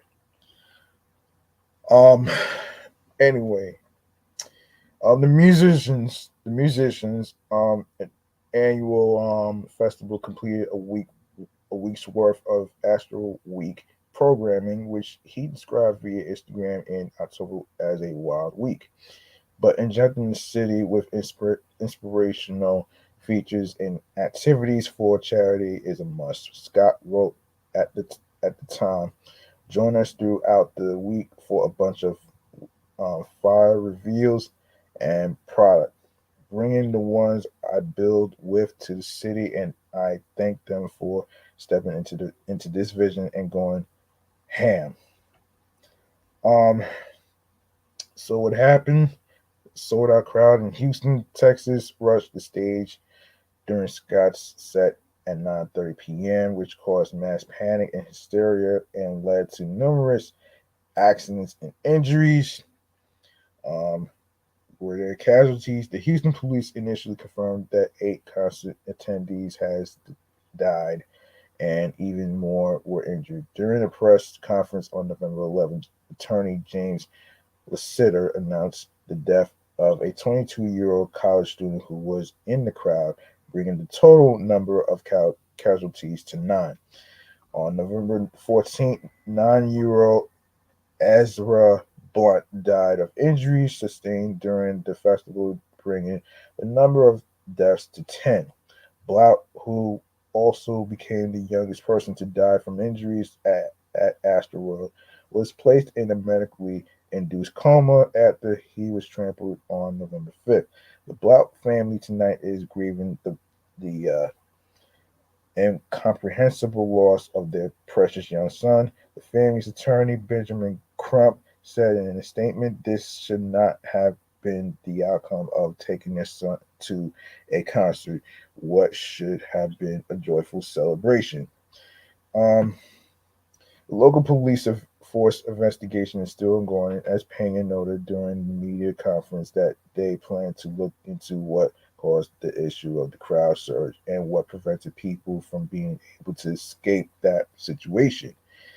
While the festival was initially planned as a 2-day event, the organizers canceled its second night on Saturday, November 6th, amid the investigation. Yeah, that's more bad news, man. After the model and pregnant Kylie Cosmetics founder shared snaps while watching Scott's set on Friday, a source confirmed to us that the sisters were not harmed during the incident. Um, I'm absolutely devastated by what took place last night.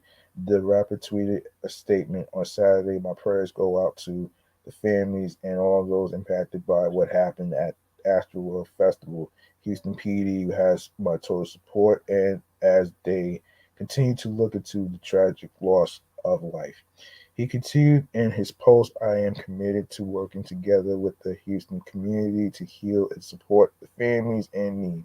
Thank you to Houston PD, Fire Department, and NRG Park for their immediate response and support. Love you all.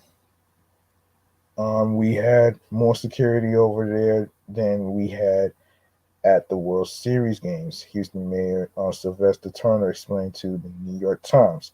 The Houston Police Department provided hundreds of officers, in addition to what I'm told were 240 or 259 police security that were there.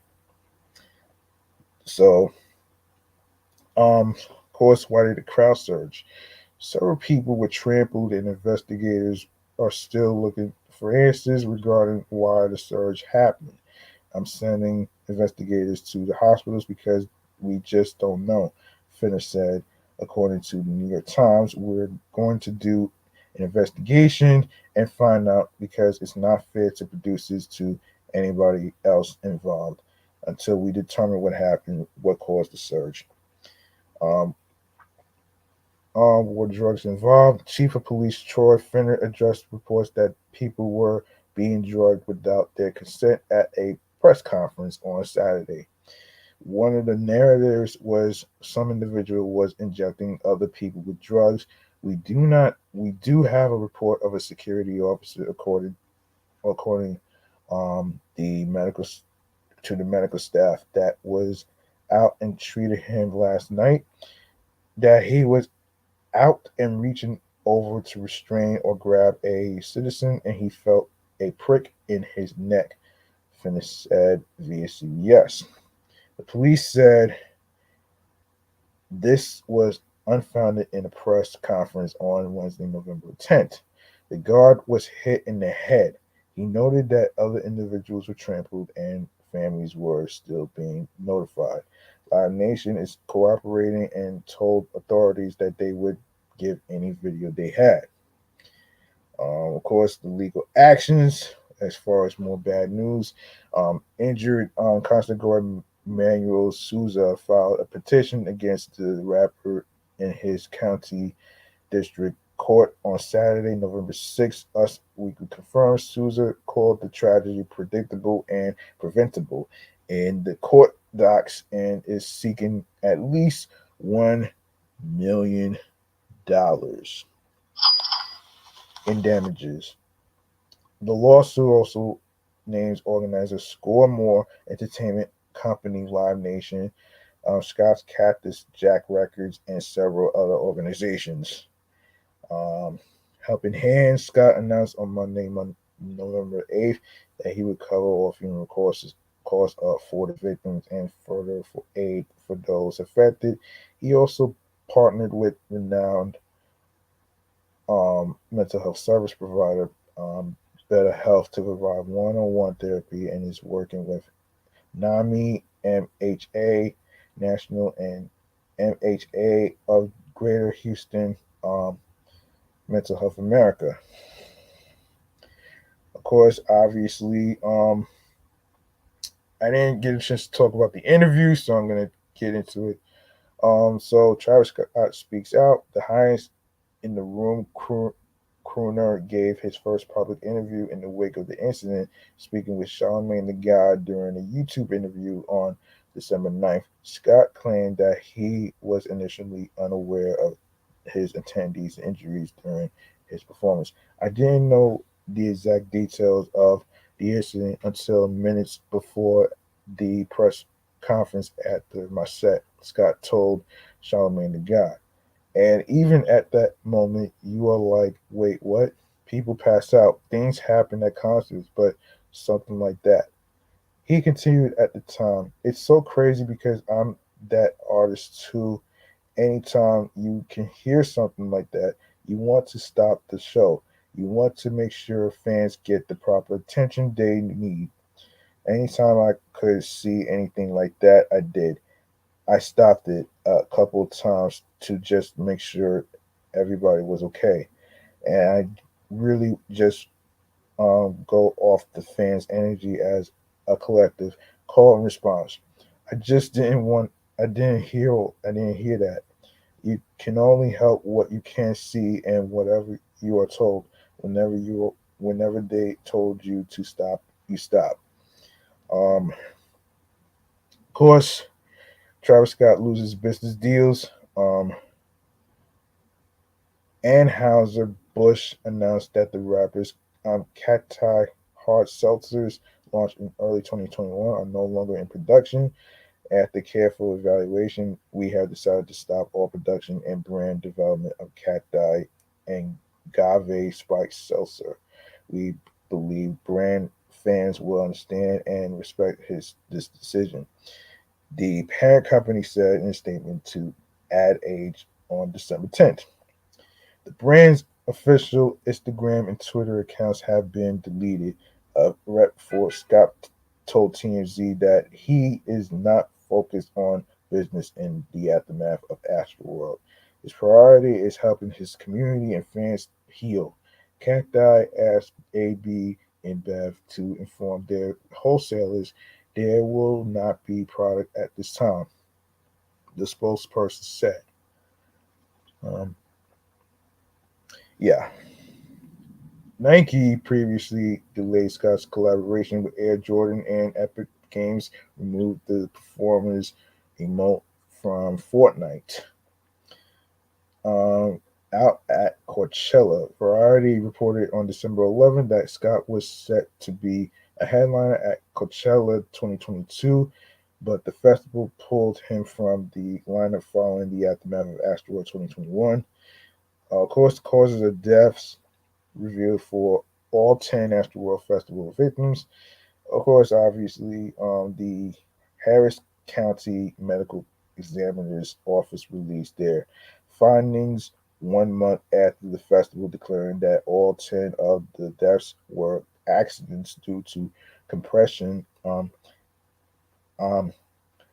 asphyxia.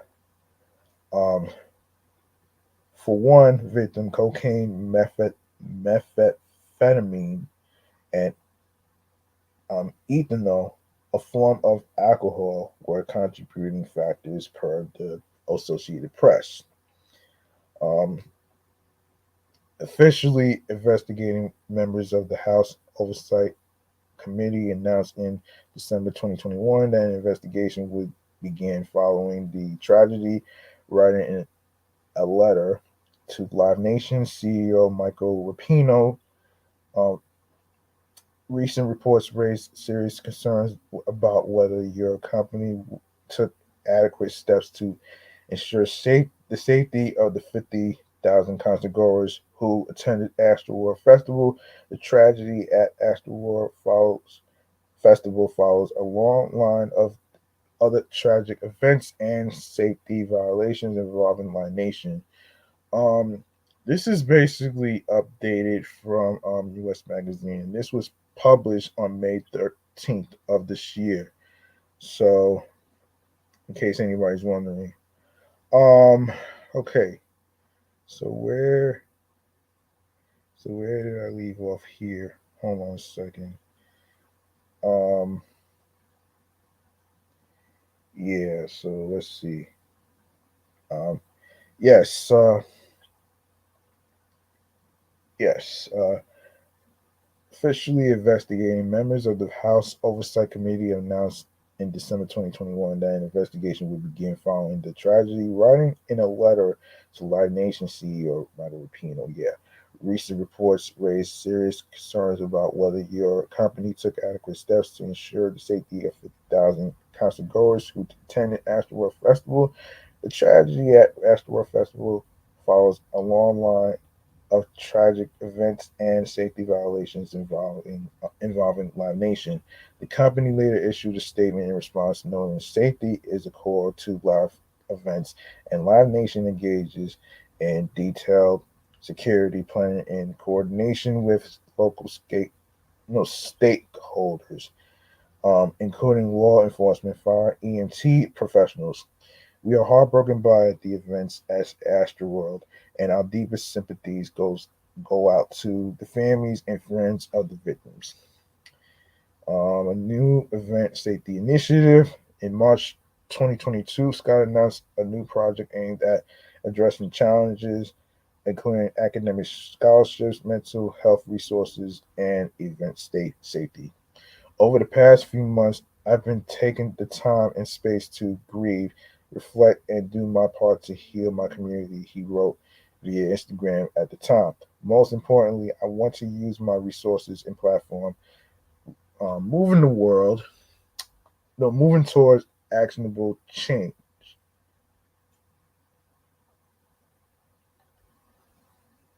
Yeah.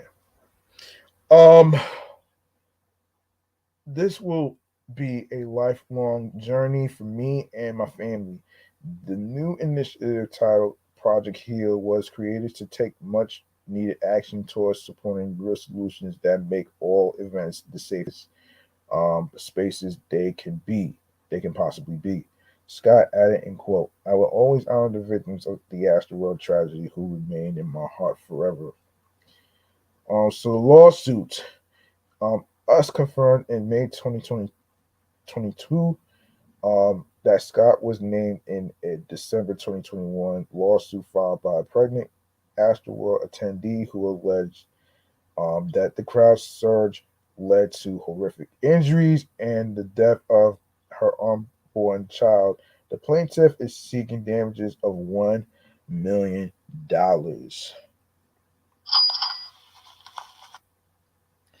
Yeah, remains to be seen. We'll see what happens though, man.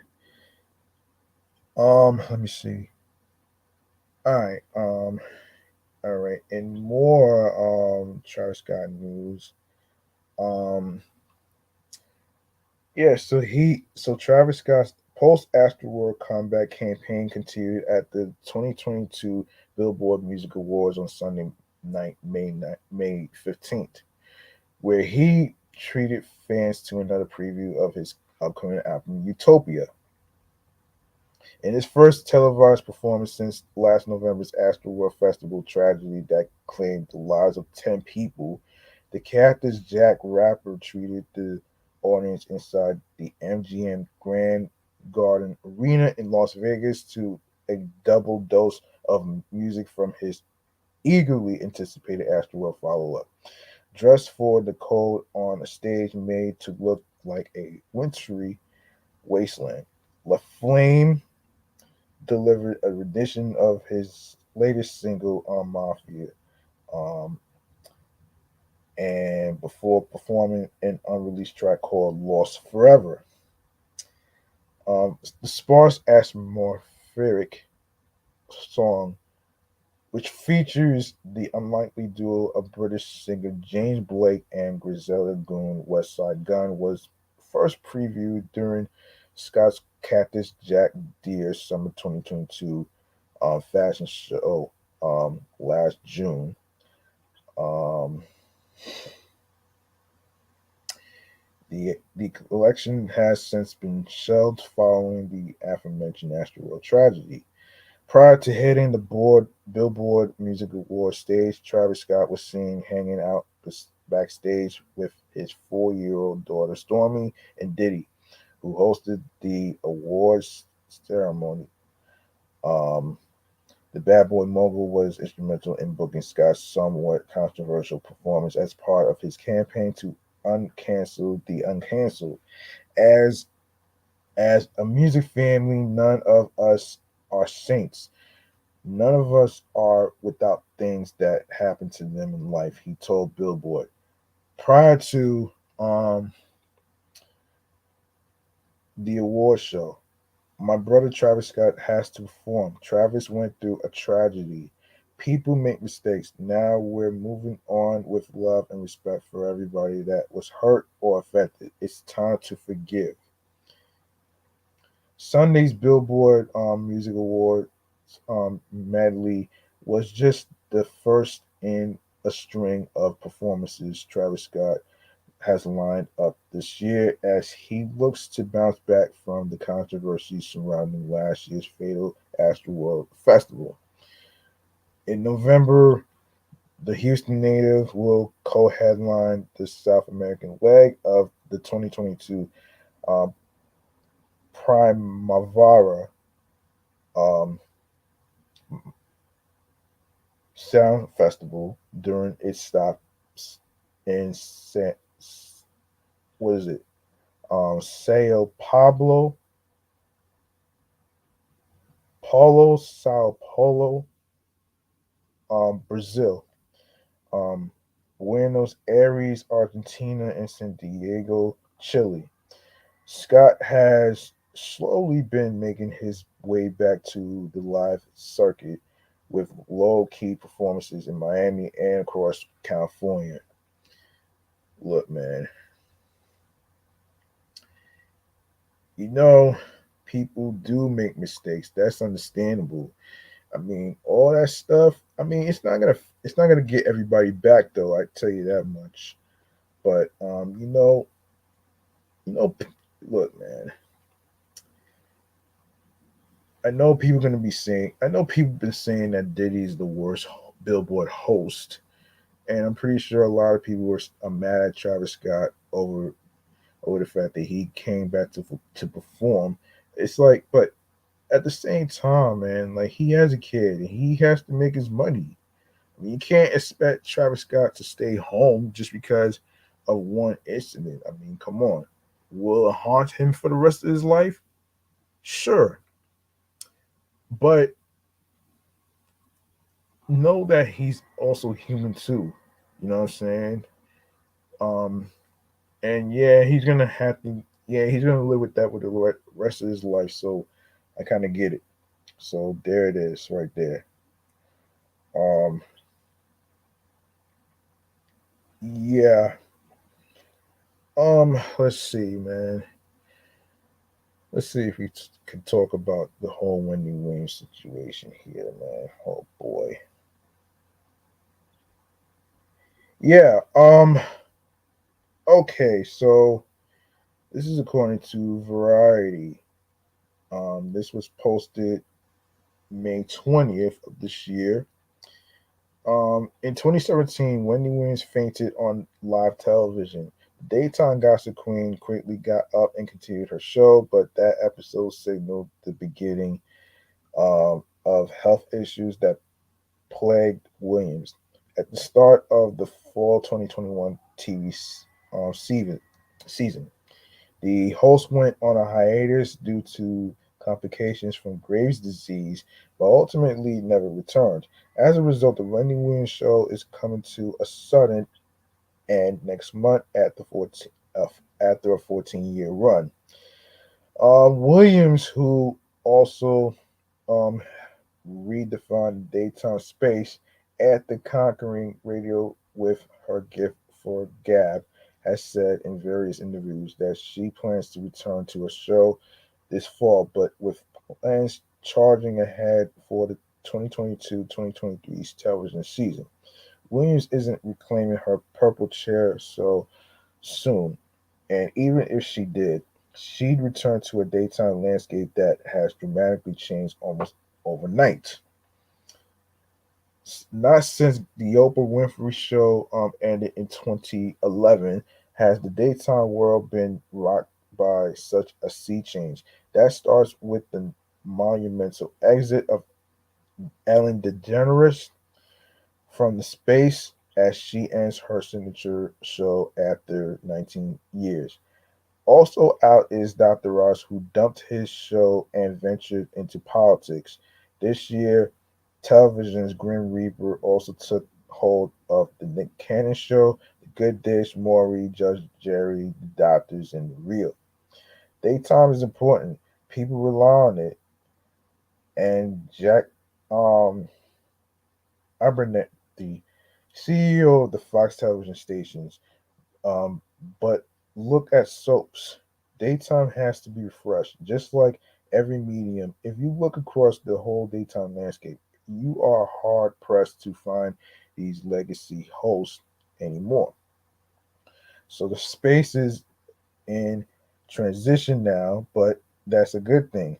We need to keep it new and fresh.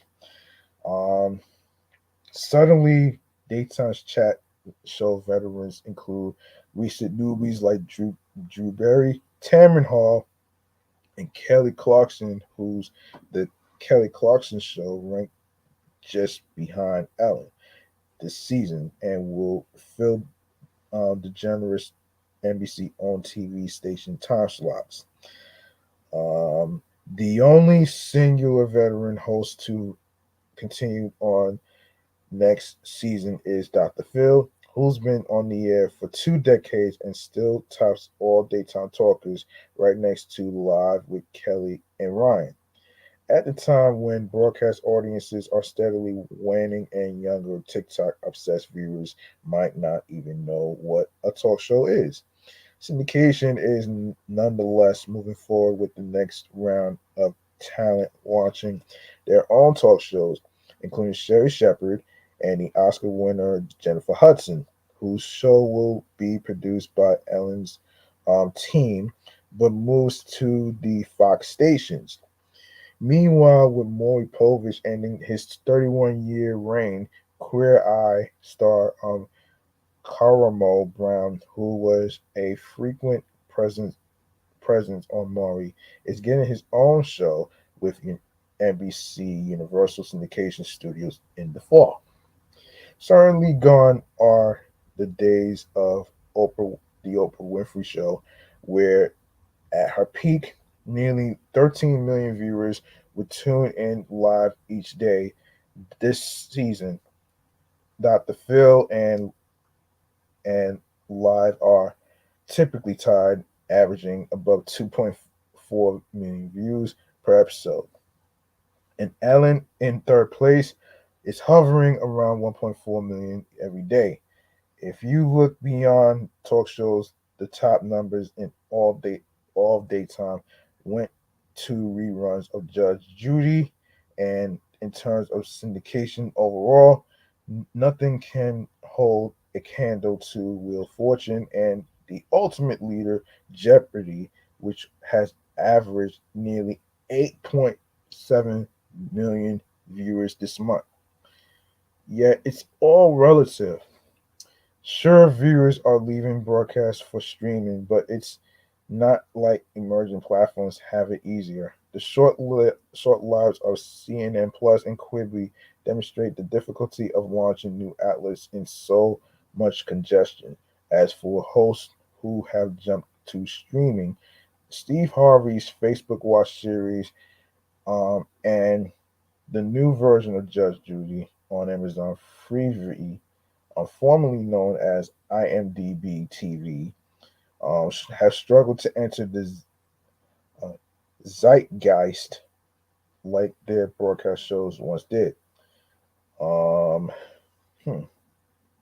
Daytime talk has always been a challenge, just as Meredith Vieira, Harry Connick Jr., and Katie Couric. But whereas the space used to be rough, to be tough to crack because there was so much competition today, there might be an upside with fewer hosts. The total pie is more competitive, says Mercury's Marcus.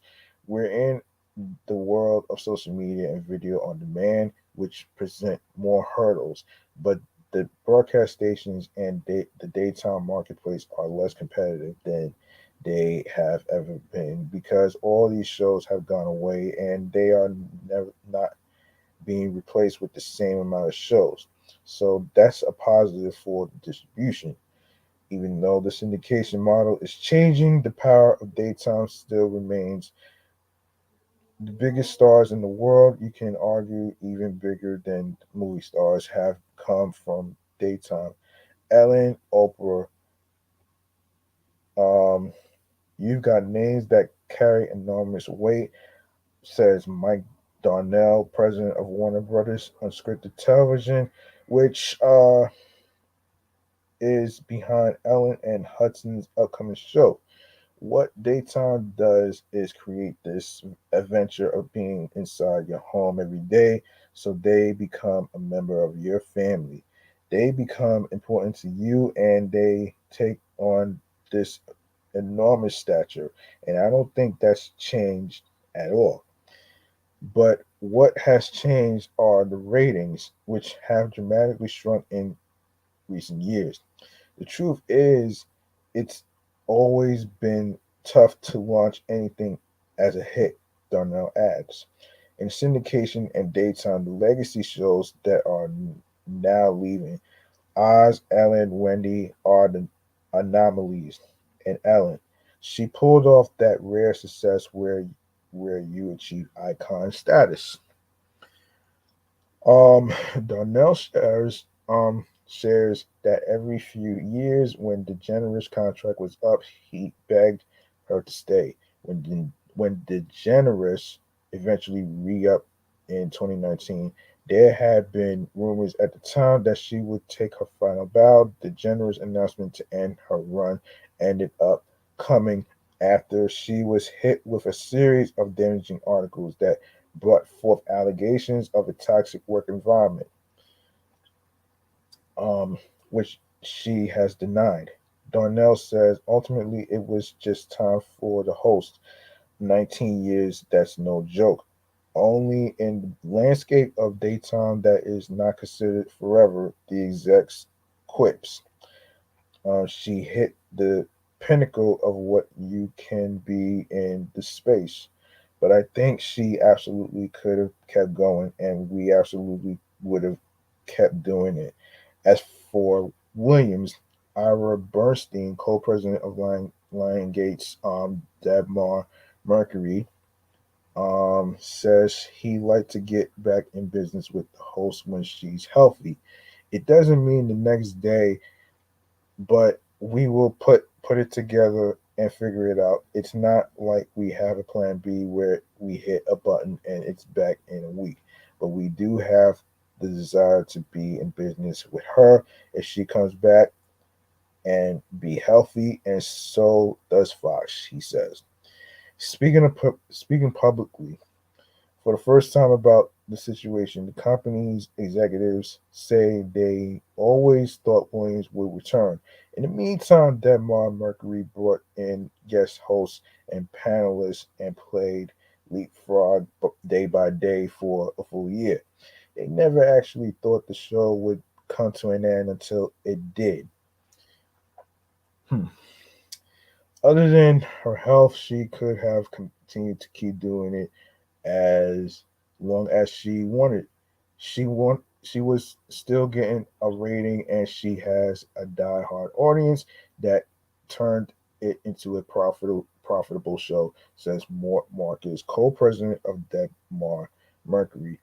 We were protecting the business while we waited for her, and at some point we had to say we have a business to run and she's not here. It was a hard call. While Williams was absent, many guests slotted in.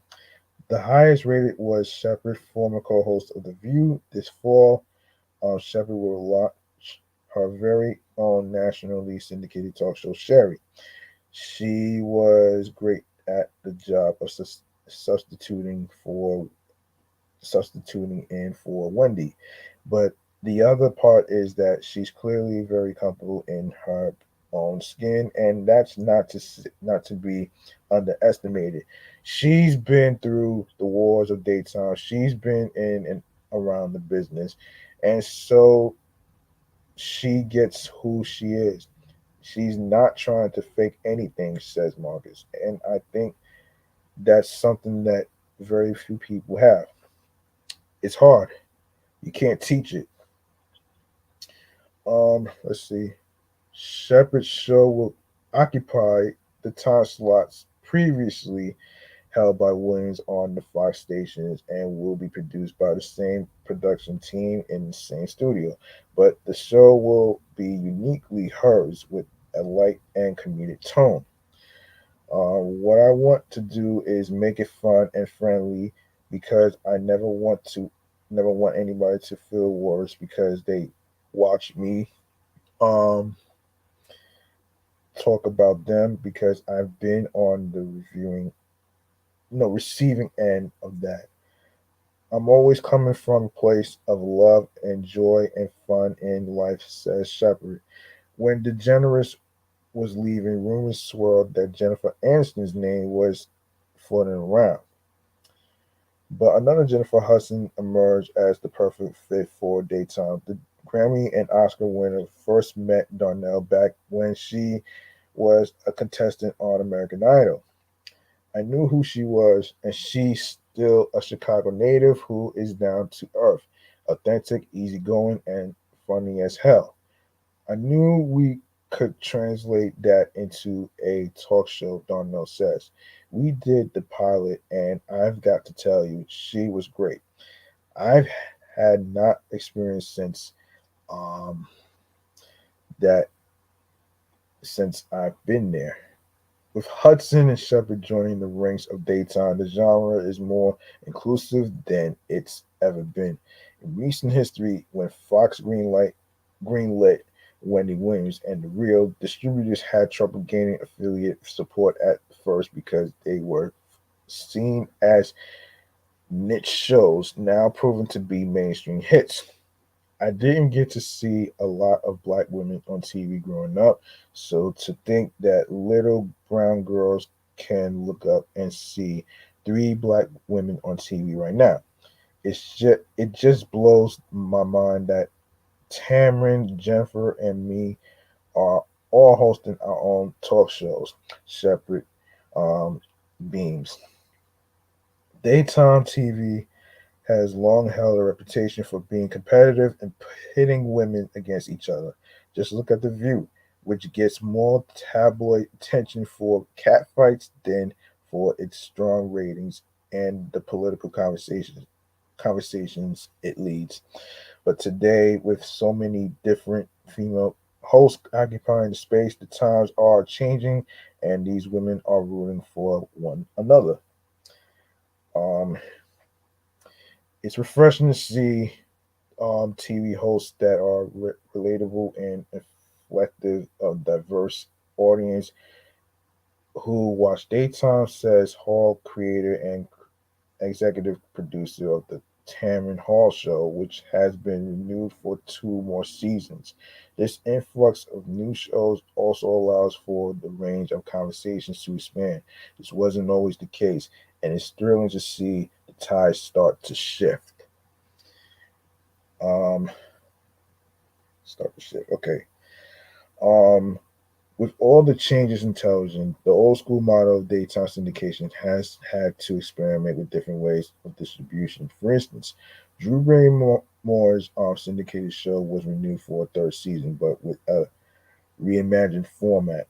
The hour-long series was split into two 30-minute parts. Now, with a lead in a 9 a.m. newscast on the CBS stations, the new format for Drew emphasizes the importance of local news to station groups.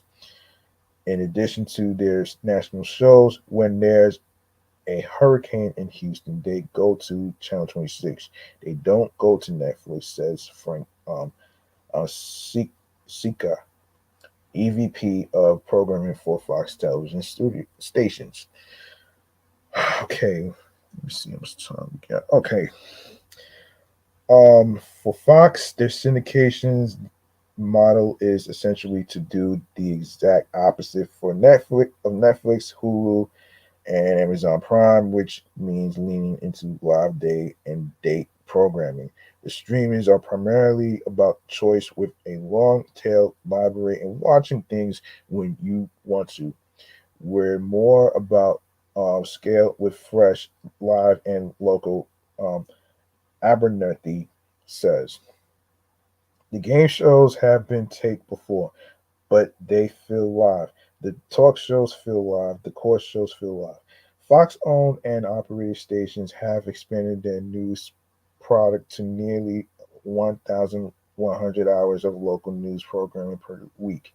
Abernathy has also tasked its local stations with creating original non-news programming, which could perhaps be a pipeline to find new national content. A decade ago, the Fox Station Group launched its testing model for national pilots, which has now become its norm. The Wendy Williams show and The Real began as summer test runs in select markets, as did shows from Kris Jenner, Ice T, and Coco, though those never made it to a full national launch. We have the most self the most shelf space to fill because the network only really provides us with 2 hours a day. So we knew something had to happen. Sika recalls. It was simple thinking. If you tried more shows, wouldn't you have a chance to potentially have more hits? With time slots to fill, daytime is an economical element to program, which means it's not going anywhere, even if the definition of a hit has changed immensely. Hmm. Okay. All right. And a a little note here. We gotta talk about the Queens. We gotta talk about Queens being canceled. Yeah, Queens got canceled, unfortunately. Yeah, Queens got canceled, man. And of course, this is according to Deadline.com. And unfortunately, ABC is not moving forward with Queens canceling the music drama after its freshman run. The series headlined by Brandy, Notori Norton, Eve, and Nadine Velasquez was one of the hottest pilots last season and carried a lot of expectations heading into the fall. It had an okay premiere in October, earning zero point 0.4 demo rating and 1.78 million viewers in live plus same day. But throughout the season, Queens, which aired Tuesdays the 10 p.m., was often bested by competing program. Possibly factoring into the show's ratings performance was the fact that during its run, Queens had to overcome the departure of one of its stars, Eve, who took a break from the series upon announcing her pregnancy. In in January, Queens creators Zahir McGee spoke with Deadline about whether Eve will return. Um, TV cancel. Okay, so in Queens, created by McGee and directed by Tim Story, four strange and out of touch women in their 40s. Naomi, which is Brandy, Jill, which is played by Notori Norton, Rihanna, played by Eve, and Valeria um, Velasquez reunite for a chance to recapture their fame and regain the swagger they had as their 90s group that made them legends in the hip hop world. Cancellation comes nearly 3 months after the season one finale in February. Um, at the time of the finale, star Brandy mused on the prospects of a sophomore season. And I know I would love to see more performances, more rapping, and more stage stuff if there is a season two. We didn't really get a chance to do a lot of the stage performances that I wanted to do this year, she said. I hope we get to tell more great stories and have a lot more entertainment in terms of the group. Fingers crossed. And of course, McGee's story and Wynn executive produced the ABC signature part of Disney Television Studios was the studio. Okay, so let's get to all right, hold on a second. Let's get to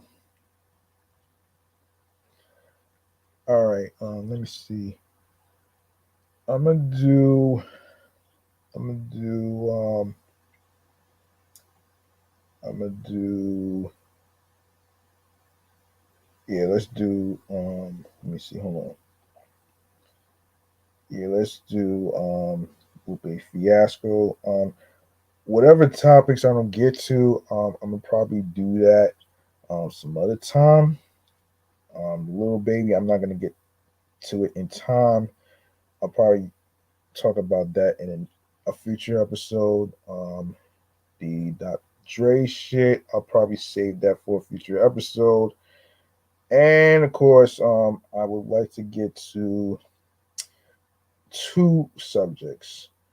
One would be Lupe Fiasco and Dave Chappelle. Um, okay, so Lupe Fiasco announced Drew Music in Zion release date, drops first single Auto Bolto. Um, on Wednesday, May 18th, the Chicago bred lyricist officially revealed the release date and cover art for his eighth LP, Drill Music in Zion, which is set to drop on June 24th via Lupe's first and 15th imprint. Much like 2015's Tetsu, Tetsuo and Youth, the album's cover depicts an abstract painting created by the rapper himself. Um, Coinciding with his announcement, Lupe Fiasco gave fans their first sample of drill music in Zion on Wednesday by releasing the first single, Autoboto, reviving his Carolou moniker.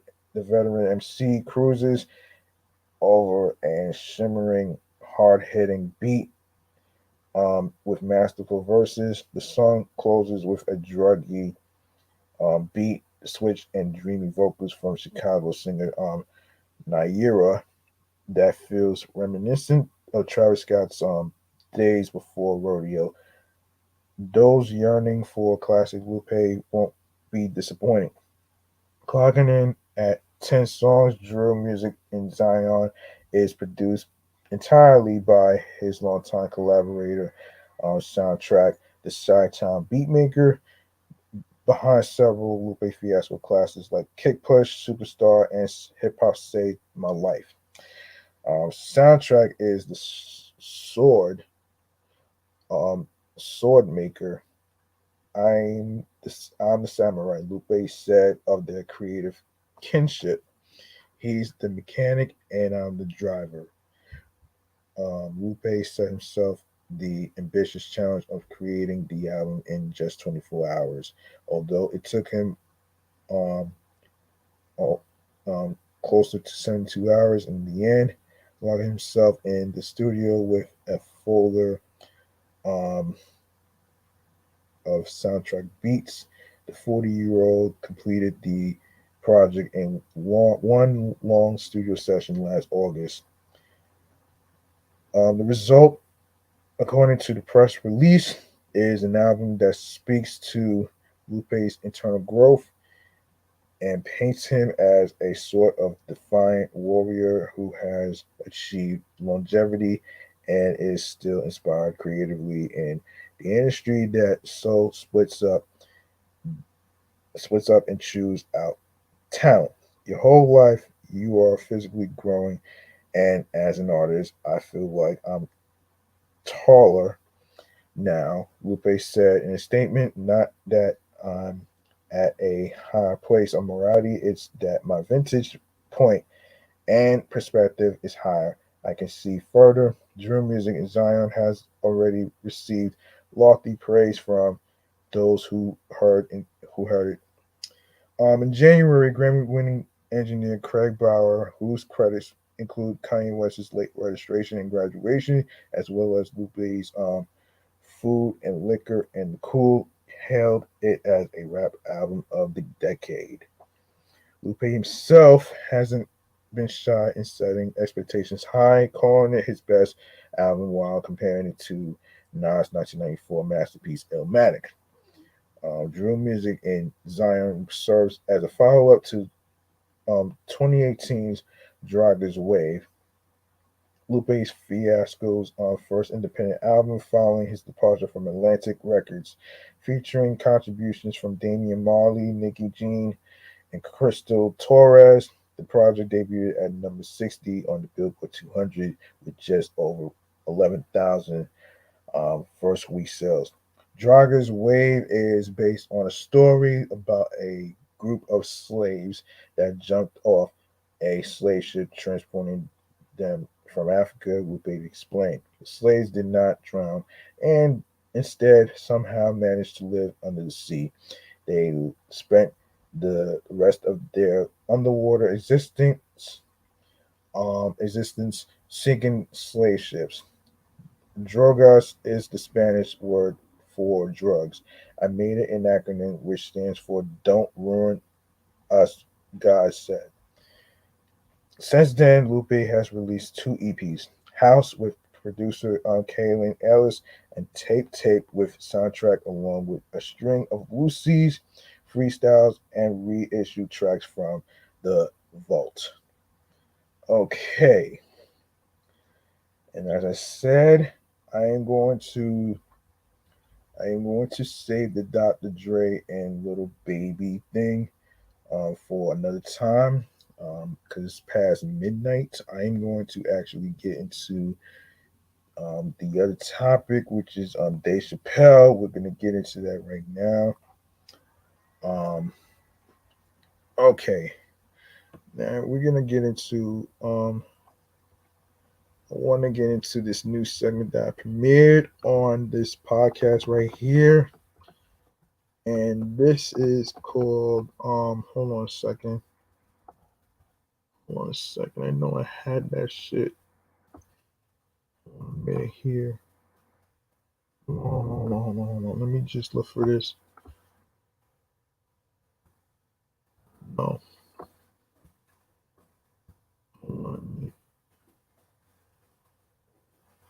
Hold on. Hold on. Oh, here it is. So this new segment pertains to Remains to Be Seen, which is this next segment right here. Yeah, it remains to be seen, man. Let's just get into it right now.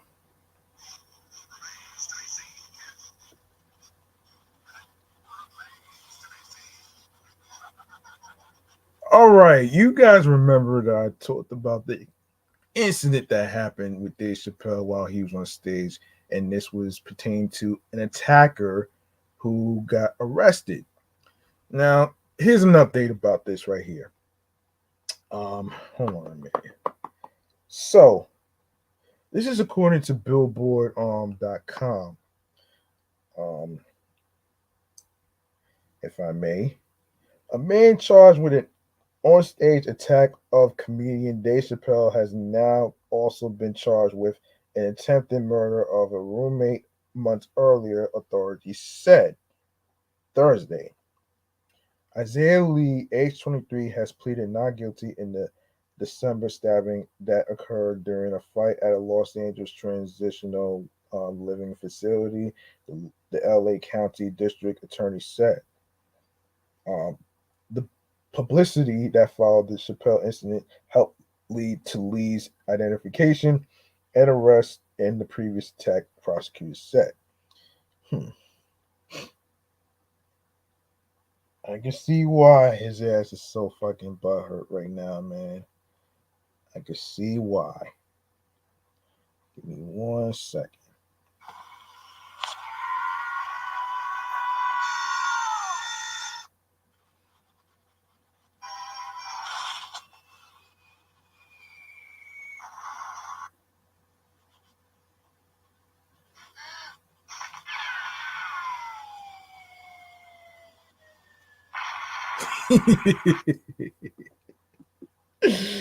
Oh man, hold on. Yeah, I did not forget that. Did not forget that. Hold on a second. Hold on one easy second here, folks. Yeah, there we go. all right. So okay, so all right, so the publicity that's followed the Chappelle incident helped lead to Lee's identification and arrest in the previous attack, prosecutors said. Yeah, I already read that. A message left with the county public defender's office seeking comment from an attorney for Lee was not immediately returned. Lee was arrested May 3rd after allegedly rushing the stage and tackling Chappelle during his stand-up set at the Hollywood Bowl. He was carrying a replica handgun with a large blade that folded out of it, similar to a pocket knife, according to police who released a photo of the weapon. Chappelle was not hurt and finished the show that was part of the Netflix is a Joke Comedy Festival. Lee pleaded not guilty to the misdemeanor charges of battery, possession of deadly weapon with intent to assault, and 2 counts of related interfering with a public event. He was remained jailed since the attack. I got one question for you. What does attacking Dave Chappelle on stage got to do with somebody being being in a gentrification situation or whatever case scenario may be has to do with you idiot crazy ass? What does that have to do with anything? Like, yo, seriously? Seriously? like you did all this to actually copy the fucking previous incident of the whole thing, uh, the whole thing with the whole Chris Rock getting slapped and shit. Well, let me tell you something, man. Let me tell you something. You have to be the most dumbest fucking idiot to actually cause a scene like that.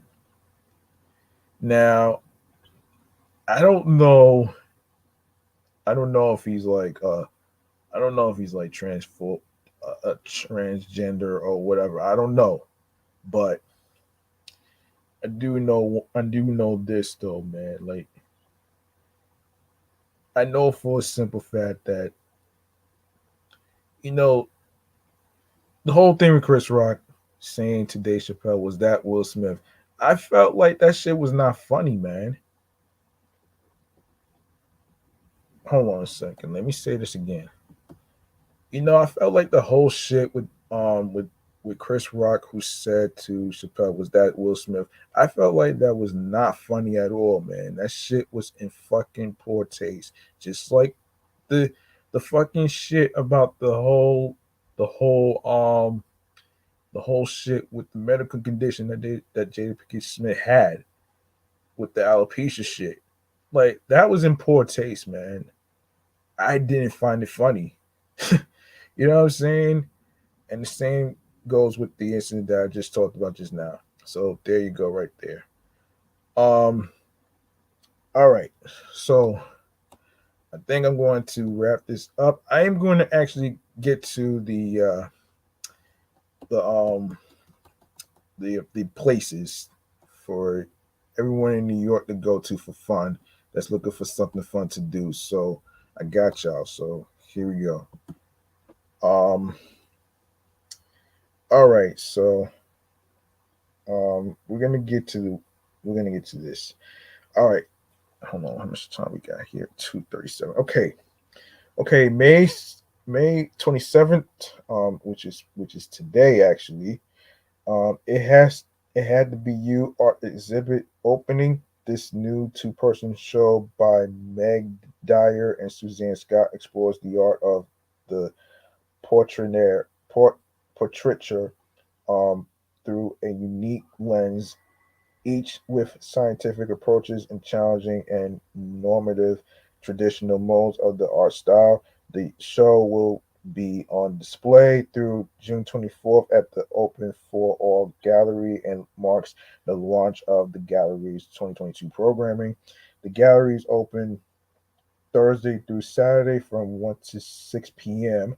and by appointment, free to enter, located at 137 West 14th Street, third floor, Manhattan, New York. Fiesta Brush. Um, Enjoy a show-stopping Technicolor set that will keep you dancing all night long throughout the night. Johnny Walker will offer attendees delicious brush inspired cocktails, including the Calesso Q Liqueur mic drop and Con Altura. The event for those 21 and up, tickets are $20. Yes, $20. Hold on a second. Yes, 11 p.m. Located at 204 Varick Street, Manhattan, New York. And Saturday, May 28th, screen of Panda Go Panda. The Museum of the Moving Image is hosting a screening of the 1972 film Panda Go Panda, directed by Isao Takahata and based on a concept by Hayao Miyazaki. This classic film was created before the duo launched the award-winning studio Ghibli. Tickets are $15 and $11 for senior and students. $9 youth ages 3 to 17.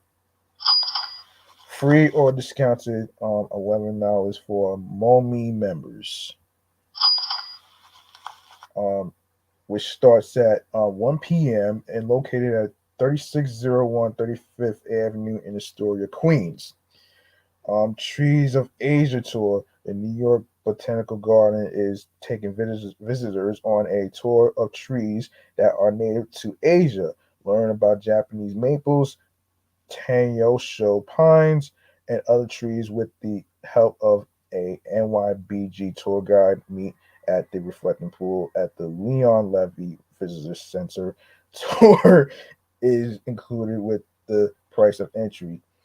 The tour starts at 2:30 p.m. Located at 2900 um, Southern Boulevard in Bronx, New York. Music of Curiosities, PNK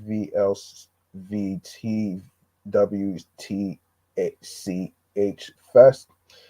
Ready to have some fun. PNKVLVTWTCH Fest will be hosted by comic Billy Bullock and feature performances by the God Bombs, PNKVLVTWTCH, Dylan Mars, Coco Banks, and Luxtress. Maggie Sapika from Milk and Honey Tattoo will be on site, offering a special set of limited edition flash tattoos that you can get while watching the show. Doors open at 8:30 p.m., 12 hours in advance, $15 at the door. Shooting Gallery Arts Annex is located at 1214 Surf Avenue, Brooklyn, New York. Um, and of course, Fun with Friends Carnival for those who love all things having to do with carnivals. The Fun with Friends Carnival is one that can't be beaten.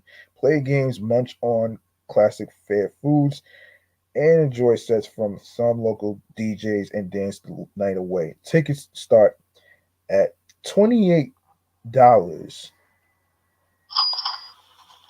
and it starts from 3 p.m. to 10 p.m. Located at Coney Art Walls, 350, no, excuse me, 3050 Stillwell Avenue, Brooklyn, New York. And finally, May 29th of Sunday, pop-up education station for families with kids. Prospect Park pop-ups education stations provide a great opportunity to learn more about nature and history through educational and fun activities. This event is free to the public, 12 to 4, Dog Beach Prospect Park. Um, Black Atlantic Art Expo.